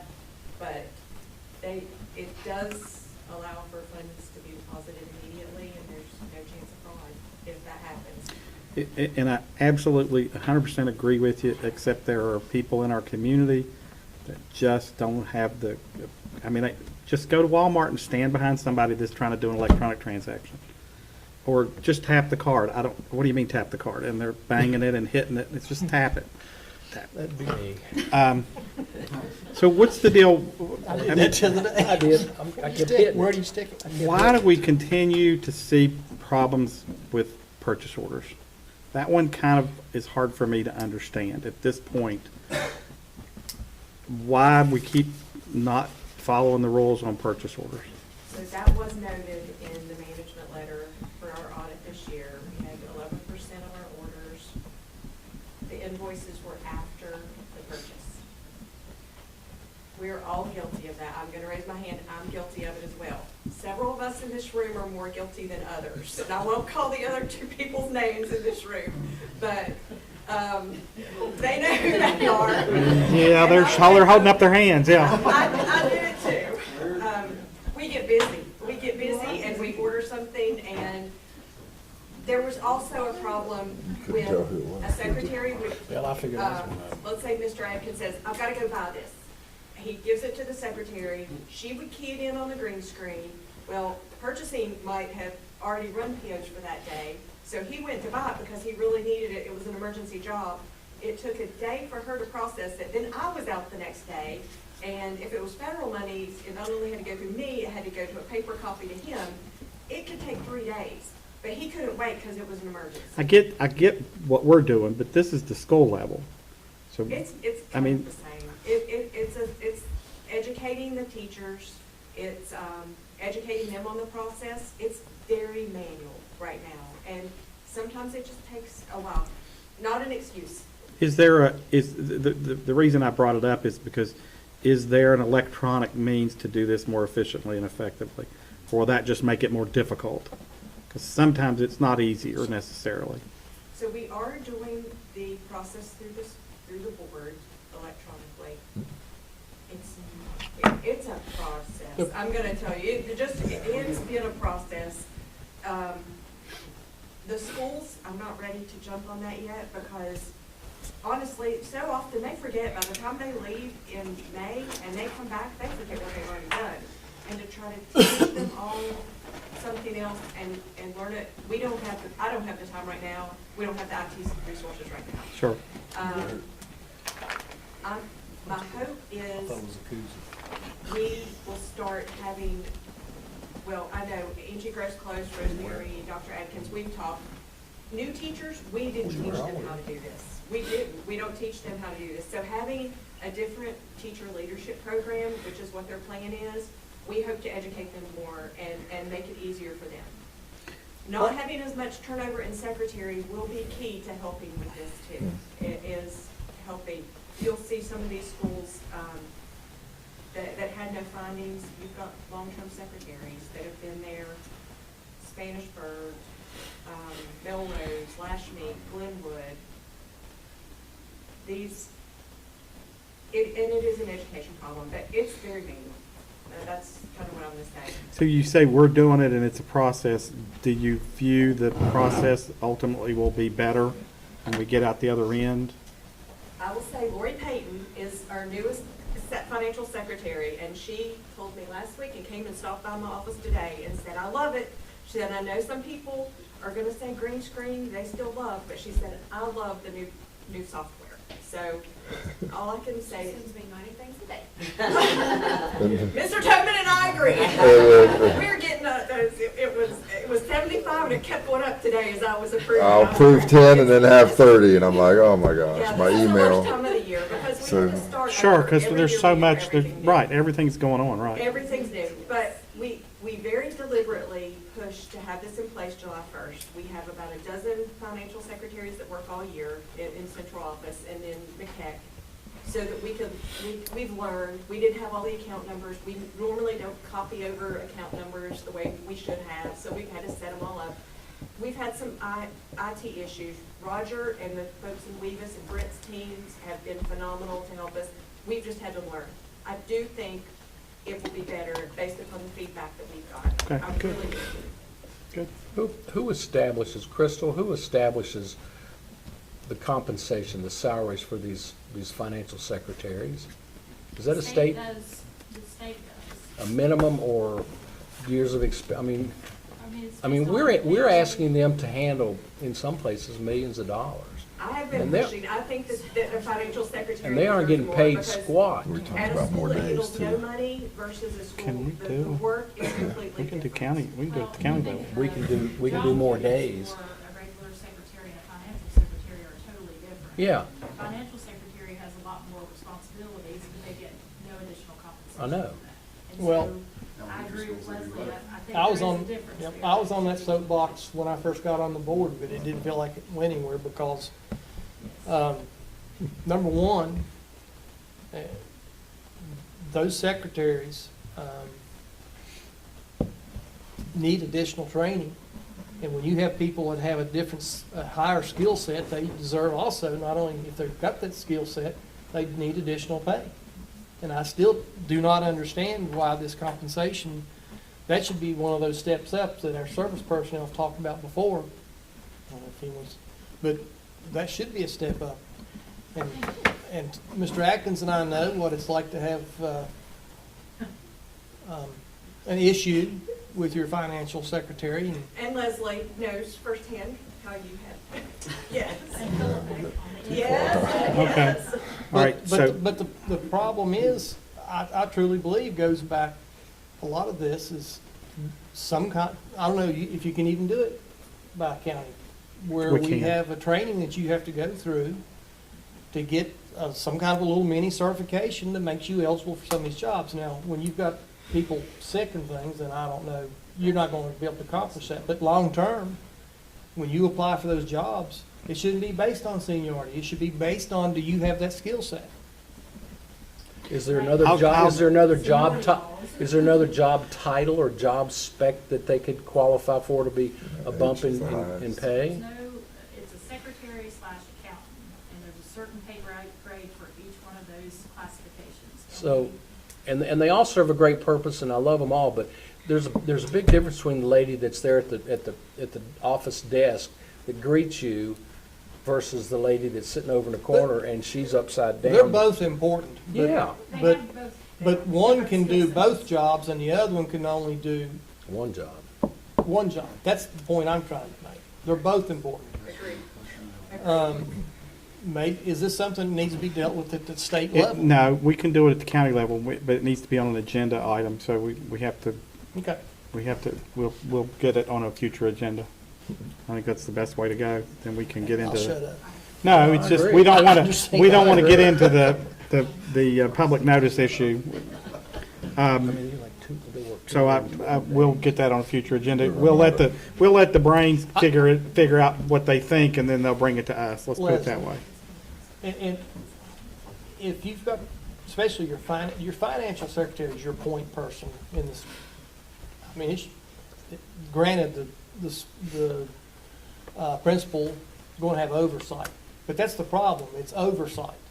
You're looking at it after 90% of it's already occurred, especially the mistakes. You don't see them until the mistake's already been made. So just would additional training not help maybe stop those mistakes from occurring to begin with, possibly?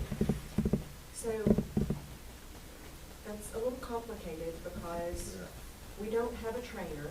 We have an auditor who's only supposed to audit what they're doing, but we have changed that position so that they train as well.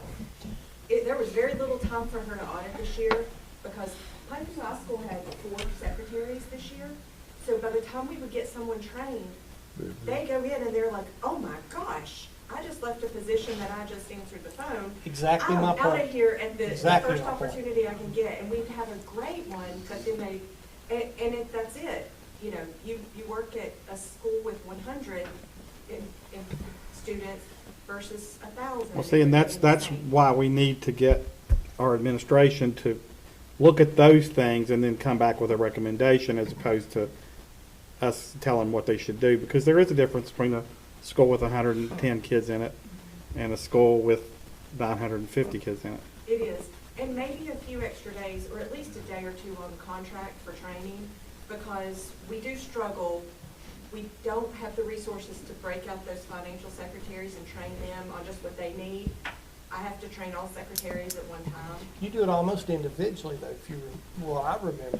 Well, and that's what I did at the time, and Chastity has done that, but she's also responsible for auditing, and she's supposed to be in purchasing, but this year she had no time for that. Gotcha. And I do want to give a shout out to her. She has done an amazing job. This year, she stepped up and just trained, and Bluefield Primary had a lot of turnover, a lot of a substitute who left. Chastity Whitlow did a phenomenal job this year. Good. Well, Ernie was talking about his team that was asked to come to speak. What about having and this, what about having mentors? You know, like the lady at our person at Princeton Primary is really good. She's been here. And then let her be a resource or something like that, if they'll do Honestly, it. they're just so overwhelmed. They really do not have time. Okay. Many of them, we've lost many to aide positions because they get paid the same now as an ECAT, or maybe more, as an ECAT Pay aide. stuff. And Remember Sharon? Why would you do that? that's Remember Sharon? one reason we lost some. Well, that's our job as the policymakers to figure that out. Okay. Okay. So on the motion, all in favor signify by saying aye. What was that motion again? That's the audit findings. Yes. All in favor signify by saying aye. Aye. Opposed likewise. That motion carries 4 in favor and none opposed. It was close enough to the issue to let it go, but we got to be careful about making decisions before it's on the agenda. Board memo number 34 is uninterrupted power supply units. We need new UPSs for the networking racks at our school locations. The last ones were installed in 2018. That's a long time. The purchase utilizes Omnia Cooperative Contract with Zones LLC and will be funded by a 21st Century Technology Grant. The cost is $281,822.89.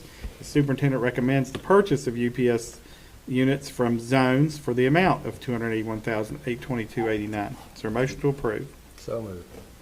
Is there a second? Second. There's a motion and a second. Further questions? Did Brent get a purchase request first before he ordered this stuff? That's a personnel issue. You can't, Mr. Toman said that's a personnel issue. You can't we can't discuss discuss that out loud. So, right, Dr. Philpack, we got to keep it. Is there I any don't really understand aftermarket this. for these things, Brent? Somebody explain to me a little bit more? A UPS. So what do you do, gut them and use them as power as supply. storage? If the power goes out, it provides power to the technology. What is it?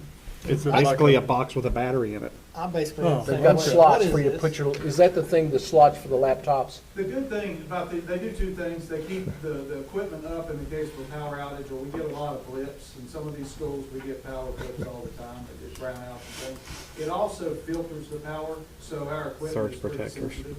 yeah. And with unfiltered power, if you just plug it right in the wall and you have one of those brownouts, it could potentially fry a piece of equipment that's several $1,000s. Been there, done that. As opposed to one unit that's a few hundred to protect it. So it's a protection as well. Keeps us stable. The power outages, like we have a power outage on a weekend, and we don't have a UPS that's functioning. Monday morning, we're getting calls, school's down. We've got to go turn on things. How do these, are they battery backup or what? Yeah. Okay. They're battery backups all the time. Yep. And what's the, you just mentioned the weekend thing, how long's the battery? They won't last, 2 to 3 hours is what we spec them for. But what it does is it protects you from the blips.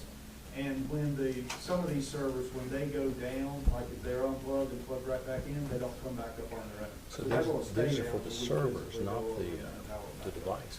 Because So remember that's years usually ago, what happens. we cut They'll off, be we turned didn't, off and they and won't it actually gave you a laptop, and then they had to turn it back in. If you own a computer, you should have a UPS. Let's just put it that way.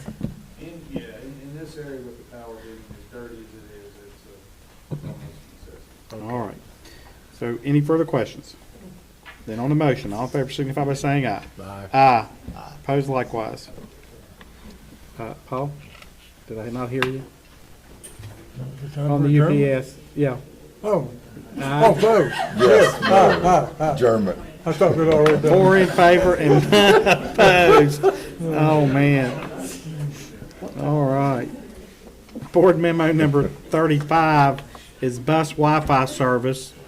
Director of Technology is seeking authorization to purchase 12 months of bus Wi-Fi service to allow student devices to connect on the bus. The service is from Kajit, which includes 5 gigabytes of total data each month per bus. The content is filtered to ensure only schoolwork-related materials can be accessed. This is funded by a 21st Century Technology Grant, and this uses an AEPA contract. The total cost of licenses and data for 12 months is $59,719.68. Superintendent recommends approval. Is there a motion to approve? So moved. Is there a second? Second. Motion and a second. Questions, comments, or discussion? Kids like the internet on the bus? They wish they could watch movies on. Don't we all? They can only do their schoolwork and their homework, so they get disappointed with that, but yeah, it does the job. It gets them what they need. Brent, living in Especially the, on sports trips and things, if they're taking a long trip and they really want to, they've got, they're leaving at 4 o'clock, they're getting back late in the evening, they need to do their homework, it gives them an opportunity to do that. Good. how reliable Do their is this? homework. It's an opportunity. Sounds good, doesn't In it? West Virginia, how reliable is this? Does it work off? Oh, they've got two antennas, it's better, think about like your old bag phone. Yep. It's kind of that level of, it's increased wattage and a couple of antennas on the top of the bus. If you look at our buses, you'll see what looks like Mickey Mouse ears, the white thing. Those are the Wi-Fi antennas. So they're a souped up antenna, it's, they're dual carrier as well. They'll flip over to AT&T and Verizon. So it's best that we can get with, yeah, you're gonna have dead spots, but mostly, in this county, there's only 2 or 3 truly dead spots. Anywhere they take a road trip, they'll have. My house? Pick up at your house, too. You got any extras? So, Mark, you need to buy a bus and park it in your Yeah, we driveway. need a bus. Surplus. How long went on the mountain, those places? All right. Any other questions on board amendment number 35? Then on the motion, all in favor signify by saying aye. Aye. Opposed likewise. That motion carries 4 in favor and none opposed. Board amendment number 36 is the personnel agenda. You should have received an addendum that included one position, which was the Princeton Middle School Assistant Principal. Other than that, it's the same. Is there a motion to approve? Move to approve. Is there a second? Did you do this? Is there a motion and a Did we second? do that? Yeah, we voted on it. But can Jim vote on it? Oh, I'm a volunteer on there. You need to be out of here then. You taking your second back, right? Yep, there you are. Take my second. Thanks, Mark. We had you, Greg didn't even pick up on that. Well, there's so many Jim Baileys in the world, I just thought it was somebody else. Okay, so you'll do a Paul second made then? first. I did, yeah. You got a second? All right. There's a motion and a second. On the motion, all in favor signify by saying aye. Aye. Opposed likewise. That motion carries 3 in favor, none opposed, and Mr. Bailey is not voting. Can I change my vote? All right. You want Freddie Simon at your doorstep? It wouldn't be Okay. the first time. There are no other action items on the agenda, but we do have the issue of cell phone policy that we want to discuss. You just love this, don't you? I'm ready, and we'll discuss. And All right. So let's talk first about where we stand right now and then where we want to go. So we have a policy now.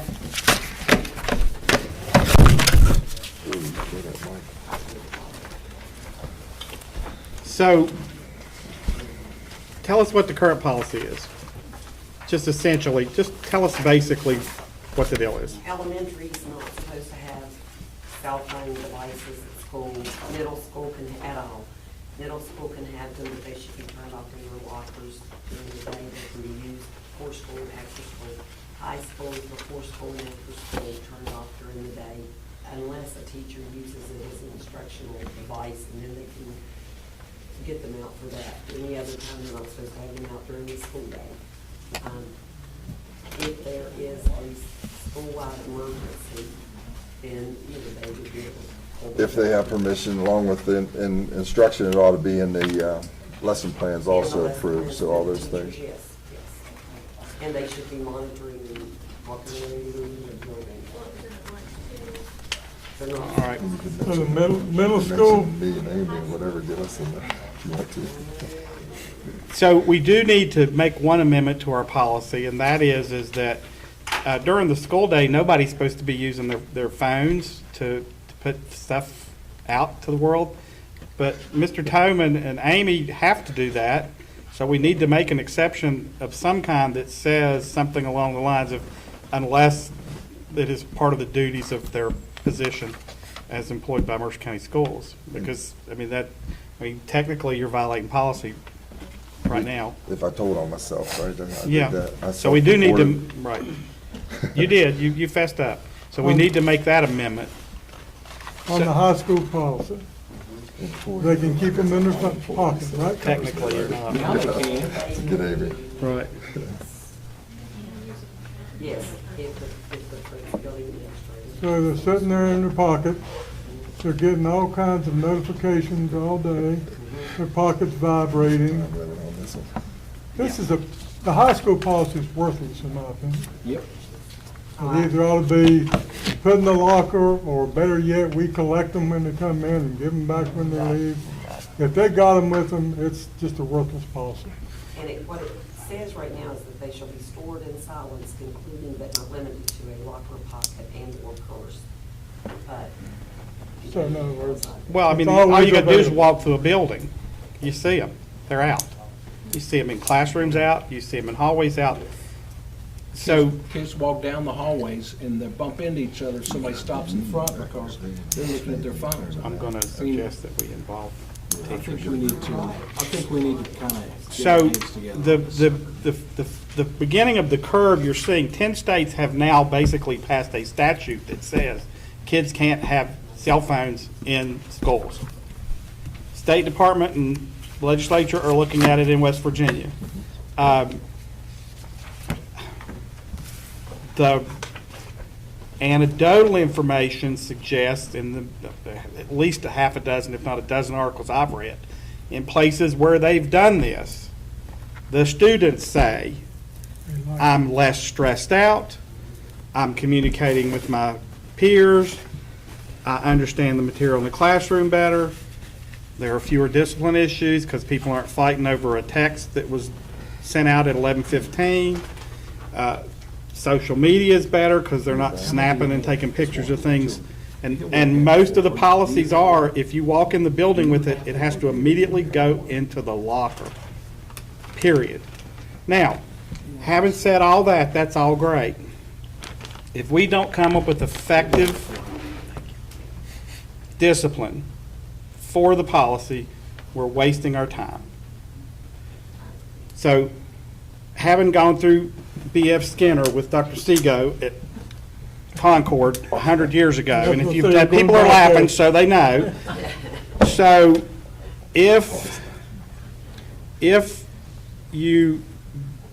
punishment doesn't work, negative reinforcement works. Negative reinforcement is taking away something somebody likes. You know that, you're an administrator. So the consequences need to be significant and go to the things that kids like. Such as, there's going to be immediate uproar, but I'm going to say it anyway. Athlete, you're caught the second time, you're out a certain percentage of events. The athletes are going to keep their phones. Again, I've said this, and the Saudis are wrong. They're completely and 100% wrong, but they don't have much shoplifting in Saudi Arabia because the consequences are so harsh that people don't. All right? We have to find a way to say to kids, honestly and truthfully, it's better for you if we don't have these cell phones all day in school. Your life's going to be better. You may not agree with us now. You will on the other end.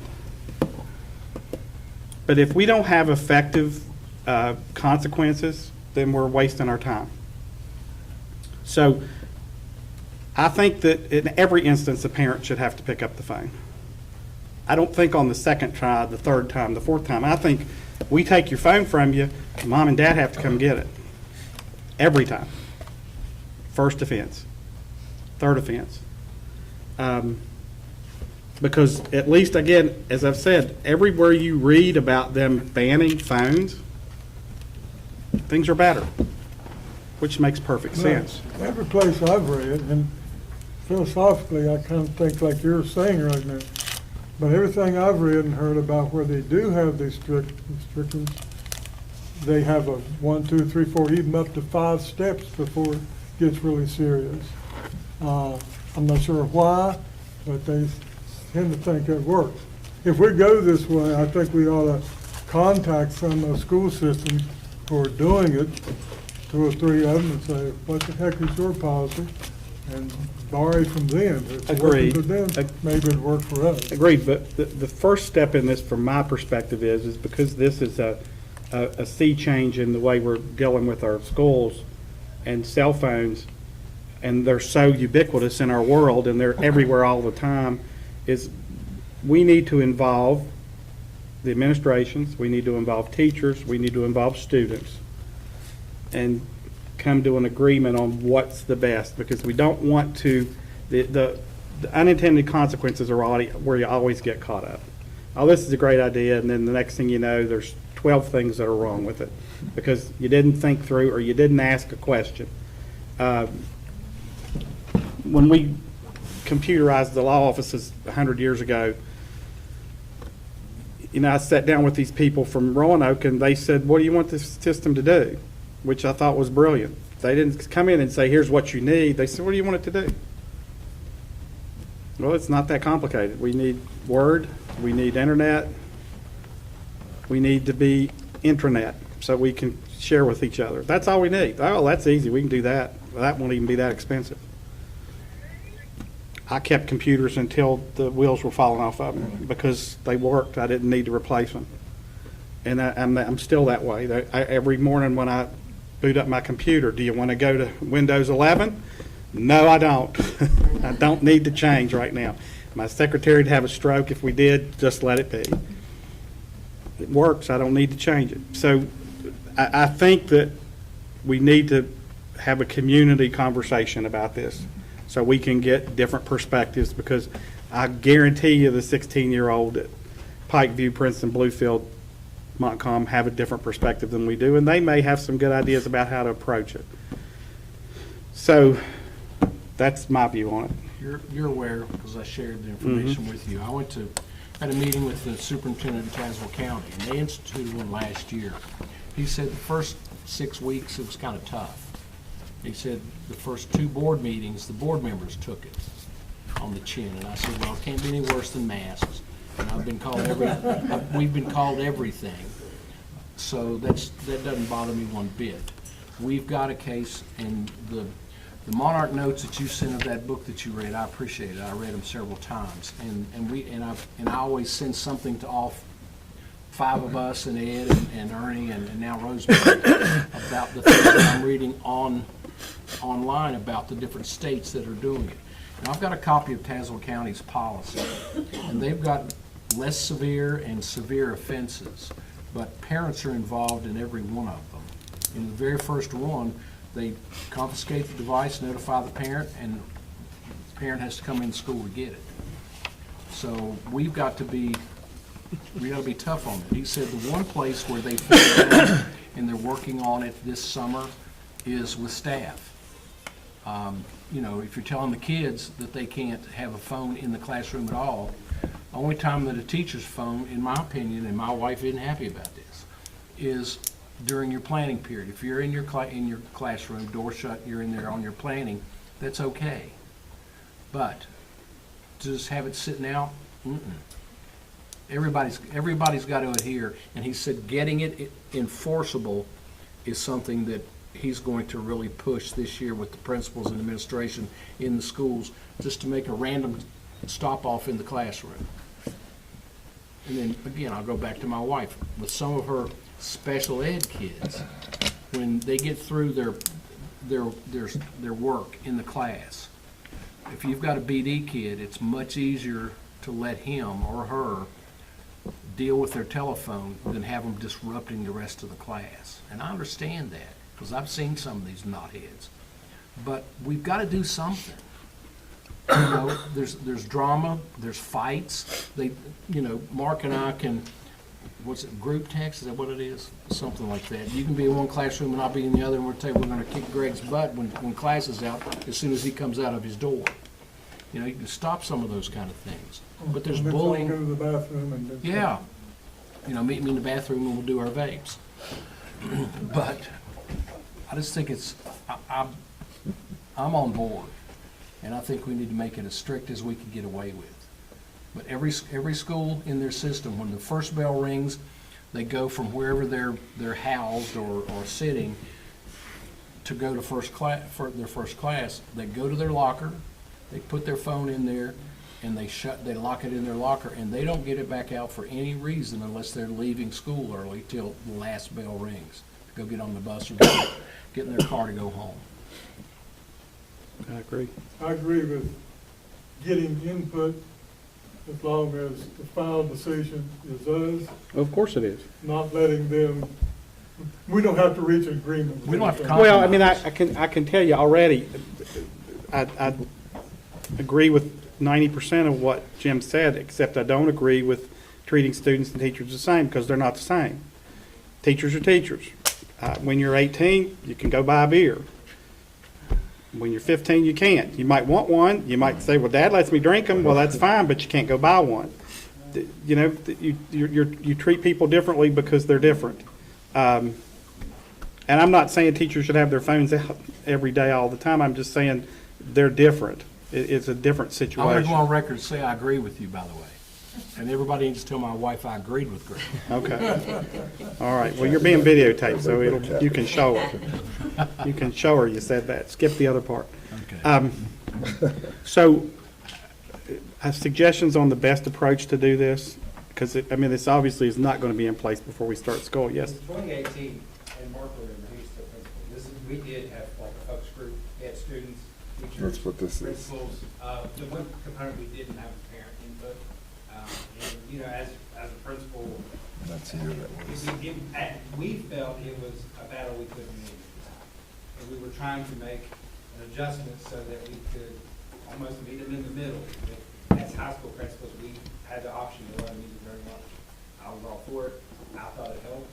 I don't know if it's the answer, but again, teachers, if everyone has to buy into the policy. Parents, students, everyone has to buy into it. So I get where we're coming from, that we're going to make the policy, but it has to be a combined. Well, sure. But one of the interesting things in the articles, Paul can confirm this, is the group that was the most intransigent about the whole thing were parents.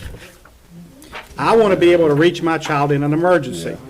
I had that conversation with an 8-year-old, a little blonde-haired 8-year-old, and I said, when I was in school, they called the school, or the school called them. I said, we still have phones. You still can reach people. But you don't need to be texting anybody. Of course, he doesn't have a phone, but you don't need to be texting anybody in the middle of class. And we've got to, honestly, I don't know if you recall, but I voted against all those policies. I haven't voted for a cell phone policy that we've passed yet because I don't think they're strict enough, and I think we're the adults and they're kids. We have to make decisions that they may not love, but we do it as parents. Sometimes you look at them and go, no. Why? Because I said. I don't have to explain. I'm the adult here. We can explain why. We know why. Discipline's a problem because of cell phones. Learning is a problem because of cell phones. Disruption is a problem because of cell phones. And it's time that we take the bull by the horn and go, we're done with cell phones. State's going to work on, when you it. saw that text message from Mr. Gearhart, In this that world scares of me. technology and cell phones, between 2018 and 2024, 2018 is dark ages. Wouldn't matter. Lots of things have got worse and changed. Maybe parents are aware of that. Hopefully they are. But, Well, Tom, you were a principal in 18. You haven't been for a few years, but from what you've observed and heard, don't you think the discipline issues are worse? Are they any better? And you talked about it, seen it in class, you've seen it in the hallways. It's all They didn't either. of any policy. The expectation was set To big get a time. I'm policy telling you. that is I wish I would have asked them enforceable. now. I will. That's where we were in 2018. We couldn't enforce the cell phone I was policy that was afraid in when I was place.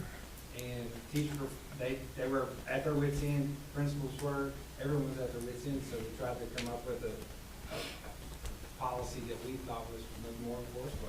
And Mark, you remember, we had 10 meetings probably on this, and it's, I mean, I agree. It's not And perfect. before we got to that point, Mr. Atkins and I and whatever, even with Mr. DeCibio, we would just cause us ourselves a big headache, and we'd say, okay, we're going to do a cell phone sweep. And we'd go by every room, and we'd look in there, and we'd catch them. We'd have 20 or 30 cell phones in the office. I guess they'd text each other and tell each other they're coming for you. So put them up, boys. But anyway, it's whatever we do is going to be difficult. I've only got one comment on this. Well, two, basically. The first one is 90. It's like a lot of things. Probably 90% of our kids, as far as the using them before school, after school, and during lunch, 90% of the kids probably do basically what they should do with them. You're being awfully generous. Well, keep in mind what my opinion of what's right with them, and from growing up in the 60s and 70s is different from kids what they think's right. But the problem truly is, I think, in the classroom part. I think that's the problem. I can't imagine when I was in school. I can remember when we got TVs.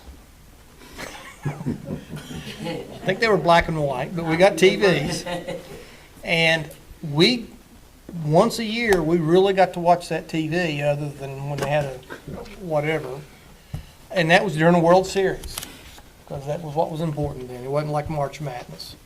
But I can't imagine back in those days if we'd have been allowed to bring a radio, a record player, pass notes all day, A camera. and a camera, what we would have learned in the classroom if all that had been going on at the same time. Nothing. So that's where the problem is in the classroom. Well, one of the things, going back to Dr. Seago and B.F. Skinner, is if you're going to change behavior, the behavior problems increase before they crash. We've all had kids, so we know. You got a kid and you're trying to change behavior. There's a struggle for a while, but eventually, if they know you're serious and you're not given, and that's the rule, they go okay. Because it's a matter of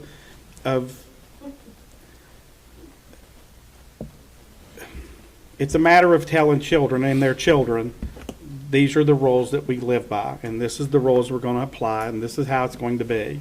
And we understand you may not like it, but we're the adults, and it's our call. And in this case, tell them why. Not like I'm down to get to tell me because. And Well, sure, I agree with say you. because why. Well, but if you read the interviews, the kids, they'll say things like, we talk at lunch now. We're all sitting around talking. Yeah. You go in the Oh, cafeteria. I'm so less stressed. My anxiety level has dropped because I'm not checking TikTok every 10 minutes or the group Snap that I'm in to see what's happening to who and why or how. So what we need to do, and I'll leave it to the administration, is come up with a plan on Group together. getting a group together, including all of the affected group, participants, and coming up with a alteration of our cell phone policy. And my guess is about the time we get done, either the State Department or the legislature will tell us what we're going to do. That was actually my second point. The second point that I was wanting to go over is typically when I watch things that take place in the legislature, unless you get the right person or right group behind it, it takes them 3-4 years to get anything done on almost any issue. And so I know it was just there was an ethos. It was in the air that, they may look at this. So we're probably looking at the state probably 4 or 5 years before they do something about it. ALEC is involved. I don't know if you know what ALEC is, but it's an organization that does policies that they turn into legislation throughout the country. And they're one of the ones behind these states that are, it's become the thing now. So it may get traction quickly. I know the governor has mentioned.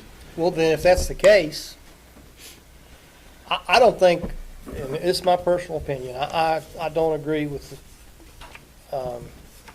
Mr. Atkins actually kind of talked me into this. And of course, and when I saw it, the kids just were basically not having to sneak what they were already doing, if I can put it that way. Is that right, Mr. Atkins? No, but they were sneaking and doing it anyway. And so, if that's the case, then I don't think we should really beat on this issue at the beginning of the year anyway. We've got other fish to fry, but maybe look at what you talk about, getting a group of people That's together. what, yeah, that's what, yeah. Maybe November-ish or so. I think we should start now, because it's going to take a while. I mean, it'll probably take to November to do it. Well, I'm thinking because we're not going to get anything done until next year. You can't, as a principal, I would hate to think that we would change mid-year our cell phone policy. Now, maybe that'd be the way to do it, but I don't know. Yes, sir. One thing to consider, I do ask that you look at also the student device usage, because what we've seen in the middle schools, they seem to be a little bit more diligent right now in making sure that middle school students don't have their cell phones out. What they're turning to then are the student devices, the next device that they've got, which is their laptop that they all carry around, and finding ways around their filters and doing the things that they shouldn't be doing with the student device. So we do need a way to enforce that as well. If they're going around the filter, there needs to be Take their device. yeah. Let them do paper. There needs to be also some discipline that can happen and help the administration enforce them not just turning from their cell phone to their laptop and doing the same behaviors that we're looking for. Well, this is anecdotal too, but when we told everybody, if you're caught with a THC vape, you're gone. That first part of the year, we were doing multiple every meeting. And then it started tailing off. And then I was at probation talking to the juvenile probation officers, and one of the ladies said, one kid looked at me and said, I don't take the THC vapes to school, he said, because they're really serious. They're throwing kids out. And I bet we don't see as many next year because, again, they understood that we meant it. We weren't playing around. And if you want to leave school, the quickest way to do it is just whip out a THC vape and we'll get rid of you. And then we'll treat you kindly, and if you do the things we need to do, then we'll bring you back. But you got to follow the rules. At some point, somewhere in our society, and I don't know when it happened, somebody decided no doesn't mean no.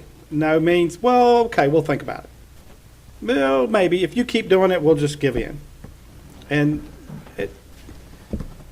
they're our children, and we want what's best for them. And what's best for them is not cell phones all day long in school. They have them enough from 3:30. They can burn those things up till they go to bed, and then we got them 5 days a week. We can keep them out of their hands, and I think we will benefit in the long run by the reduction of. Because I firmly believe that there's a direct relationship between the amount of anxiety in young people and cell phone usage. I just think they're related. Amen. So so I'll ask the administration, at the behest of the board, to start the process of getting groups together so we can talk about what we want to do with this policy. And if it takes a few months, it'll take, I mean, it's not going to be quick, we know that, but we need to go somewhere with this. We don't want to be the group that just slams down and says, that's the way it is, this is how it's going to be, good luck, goodbye. We're going to say, look, we want to hear from you, but it's going to change and we're serious. There are certain parameters that just have to be met, which is basically we want to see a decrease in school use or phone usage during the school days, period. Okay. I think that's all it for discussion. Mr. Thomas. Dr. Atkins, anything you want to add? No. Ms. Mitchell, Dr. Bowling? I had given Mr. Prudish a training that he had requested and sent to you all a couple weeks ago. It's an on-demand, one-time thing, and what I kind of said, he had mentioned maybe all of us getting together at Central, or all of you all getting together at the central office.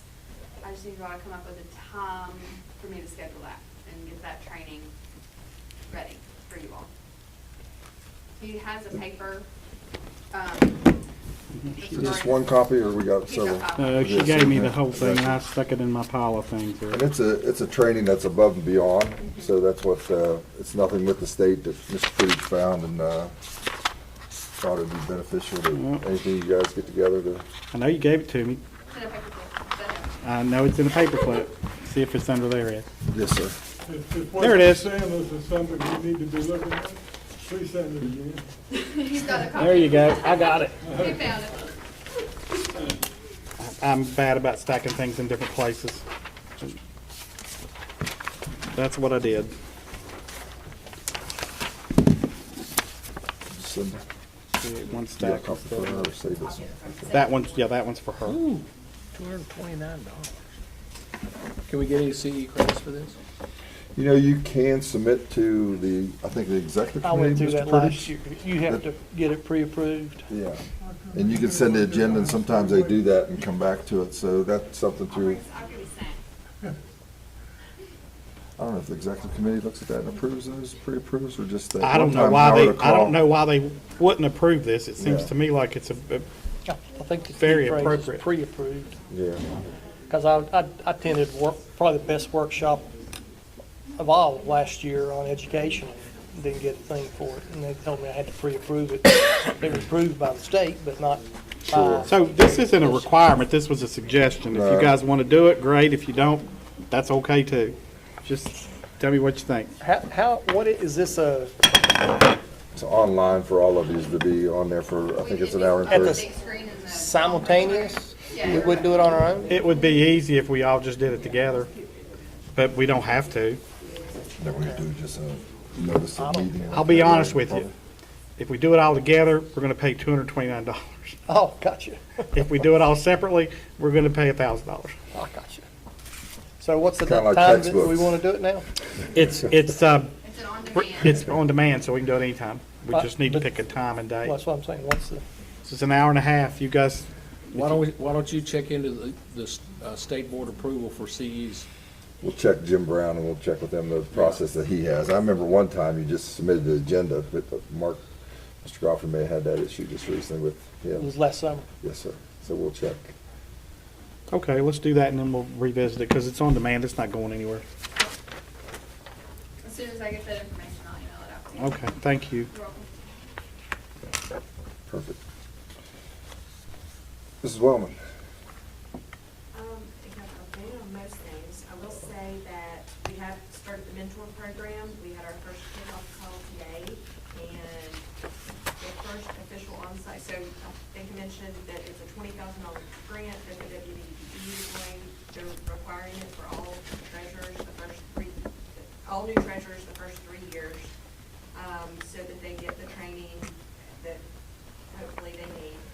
We have 3 one-hour Teams meetings a month and then one full day.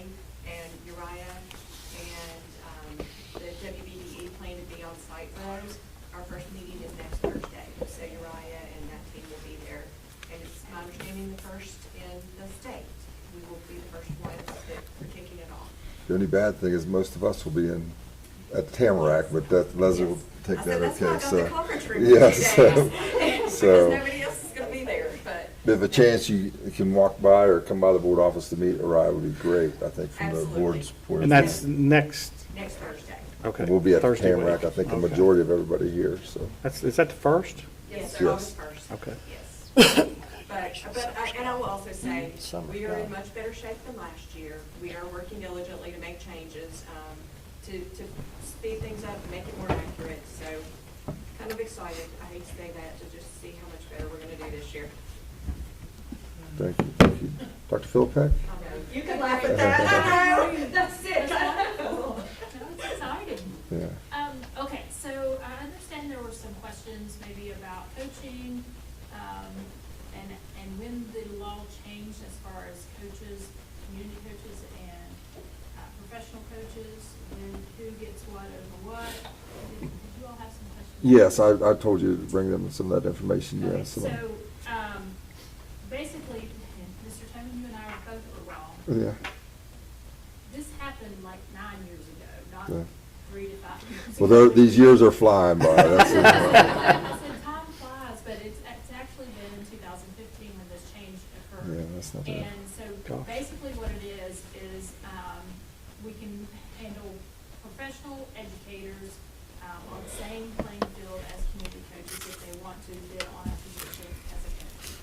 In 2016, there was a memo that was sent out from the Office of Professional Preparation that said basically that we did not have to advertise those positions every year. And so that's in why we do not advertise coaching positions every year.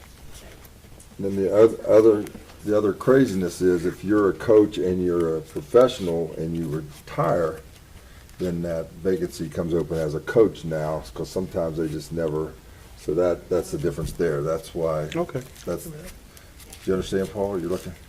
So if you're teaching now and coaching, and you retire, you automatically retire from coaching, but you gotta reapply for the position. Well, that was when I retired from teaching. I lost both my cross country and track jobs. I didn't realize I had to do. I didn't know I'd retired from those. Well. So that happened a long time ago. Well, you have to apply. You can apply for it. Somebody need to tell me I lost it. Well, and maybe nobody told you could reapply. Keep coaching. That wasn't right. It's to get rid of those guys that just never leave too, maybe. That's what it is, you know. So, I went to coaching middle yes. school. Who was your principal at the time? No, you don't have to answer that, but. Was it Mr. Goffrey? Maybe he didn't tell you. Wasn't you? So I have a question. I asked it before, but I didn't ask it the right way, so I've come back with a different question. Can a county hire itinerant bus operators that are basically fill-ins? we can hire permanent subs, yes. Okay, that's all I need to ask. Go ahead. There's a but. Go ahead. Well, I'm not gonna say but there are, that was not in there. There are logistical pieces to that we would need to work out. Okay, all right. Thank you, Dr. Phil. Obviously, you want that to happen, yes. Well, I just want to know if it will work, because we scramble. We scramble for bus operators, and I think part of it is because I think we could, instead of having subs, we could just have permanent employees. And they commit to being here. Then even, I don't have to go out today, everybody came to work. Well, go to the bus garage and pump up a tire or something. And there's days where I'm sure you guys would appreciate having two people you could call on when you're between a rock and a hard place. For a trip or anything. Yep. Right. Yeah. Just the Especially on thought. Fridays. Okay. Thank you, Dr. Phil. I have one more thing. Yes, ma'am. It's okay. So, as an update, and I would like to wait maybe till the second board meeting in August, possibly to give you all an update on our certified individuals in each school versus our non-certified. Meaning, who do we have professionally that have professional certificates in schools versus those that are our 52 institutes, so that you can kind of see what school has the majority of certified people versus a school that may not have Very as good. many. Because that does weigh in on a lot of different things. Yes. Has there ever been any conversation about, since we've got technology and these learning centers in most all, especially the high schools, having it done where, like, for lack of a better, Amanda Phelps, whatever her name is now, I mean, she's got a PhD in mathematics, and she's done it from Montcalm up to other schools. That way you've got a certified teacher that's instructional, and your 5202 is in the class at Montcalm or Princeton or Bluefield or wherever they might be, and they're getting certified instruction. Has there ever been any thought about that? It's really basically the same thing that we did with proximity learning several years ago at Bluefield High School. We had a non-certified teacher who was working on her degree in mathematics. She was on permit. We piped in proximity to that classroom, and proximity was piped in 2 days, and she taught the other 3 days to reinforce the skills that they learned on the degree. But I think it's the same concept. Logistically with technology, I'm not sure how all that works. Rick can fill you in on that, but I think it is doable. It's not costing us any more money to do that because we've already got a sub in the spot. That would just help with the instructional pieces that that Yeah. they're actually learning the concepts that need to be taught. Not that the teachers You don't agree with can't do that? that, because in some cases, they actually No, do I can't get this thing to work. phenomenal. It sucks.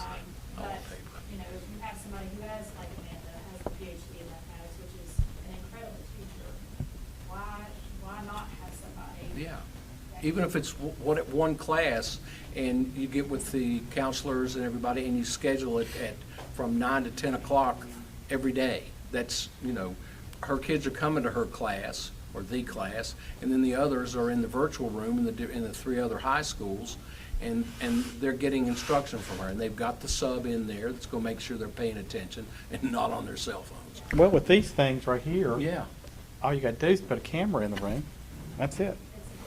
yeah. And they I understand. they just teach But their that's, class. You know, when you were talking about the certified versus 5202s, that made me think of that. You know, you can't do it for all classes, but you could do it for English, you could do it for math, you could do it for science. You know, a lot of those core classes that are really important.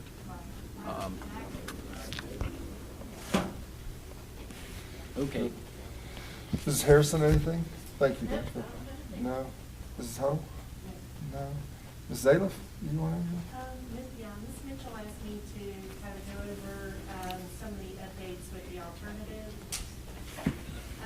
I'd like to say for the record that a lot of these things that were in play before Mr. Prudish talked to the juvenile probation officers were already in the works. So I just wanted to kind of follow up. And I gave them a copy of your email also, so they have that, so. Okay, so there is that, but since then, we have met with Louise Lester and Brett Murphy to discuss the logistics regarding WEVIS. We've also had a Teams meeting with the WEVIS Help Desk, and Alicia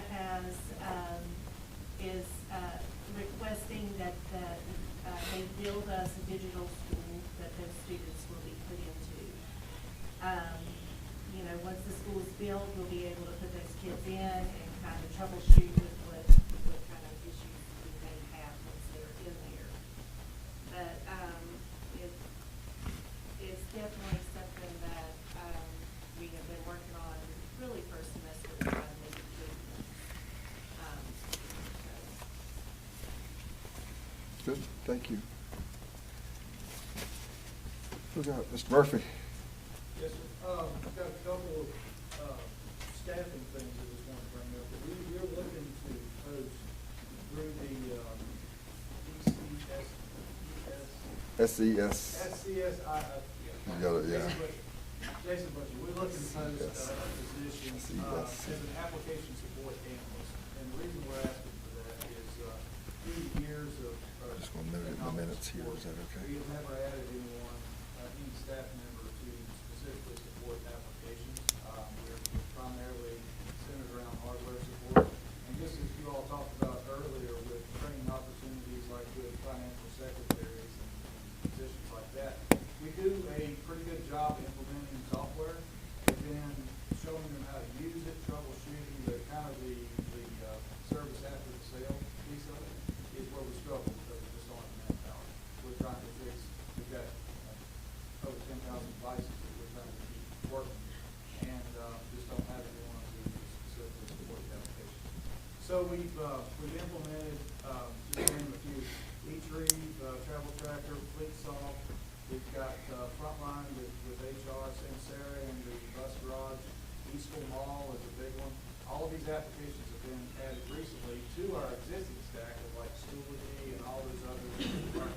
Asset Essentials that require imports, exports, and a lot of data moving. So we're really looking for an application support specialist that would work on those applications and also with some people skills that would kind of be a liaison between technology and the end user that can speak to the end user speak, but also help on the support side. So we're hopeful that we'll find a candidate. Jason Butcher did warn us that it's very tough out there in the marketplace to find that qualified candidate, and we don't want to settle for any less. So we're going to post it with y'all's blessing and see what we get out there and see if we can find you as a candidate. Any questions on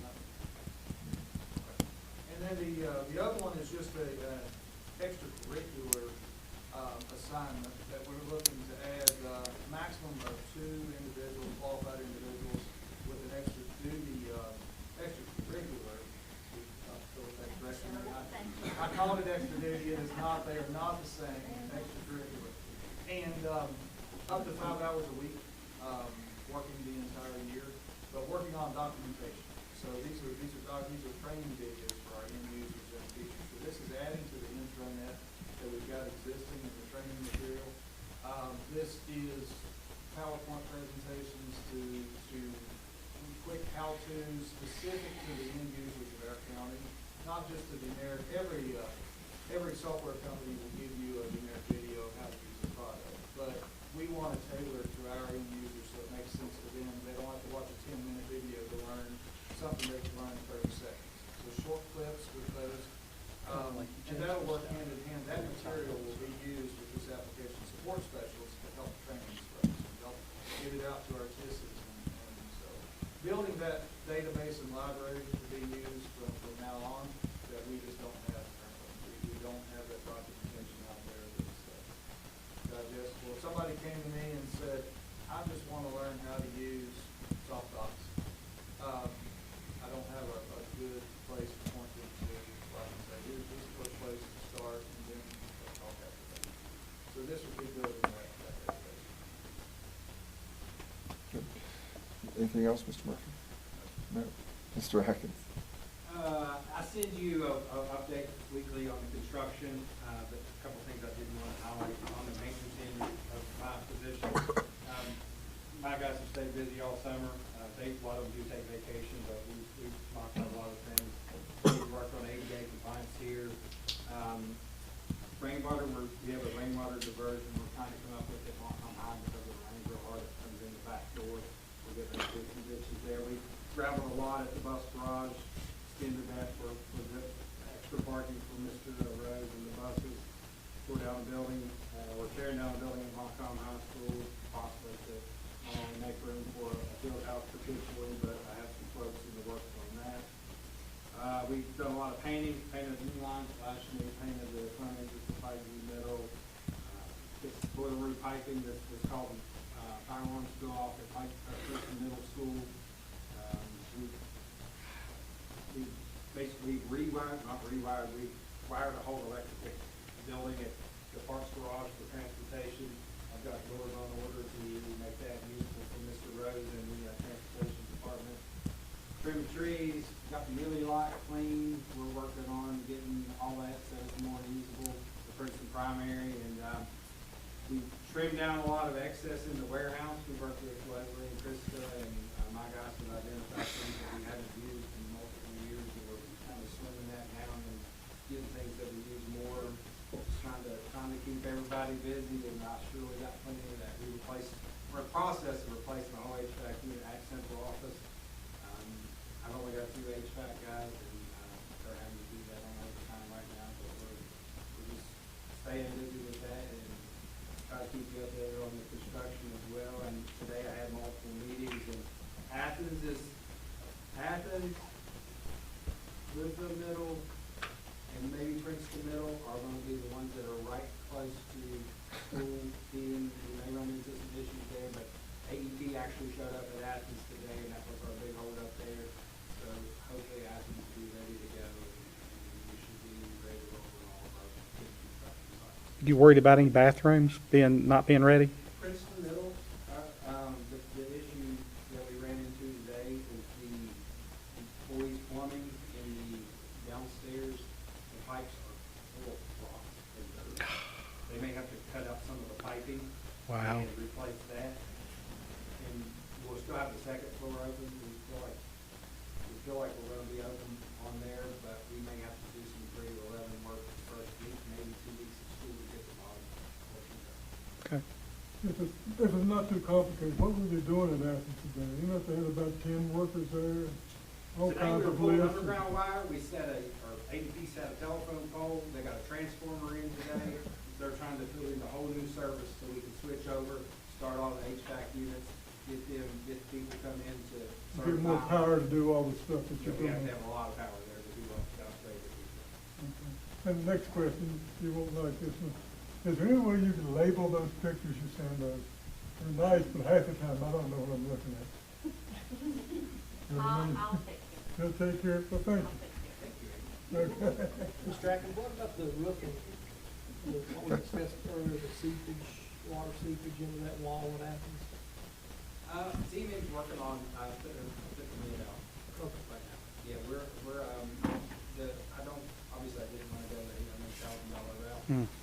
We trimmed down what we're gonna try to do, and staff and Teaming's working on getting the process out.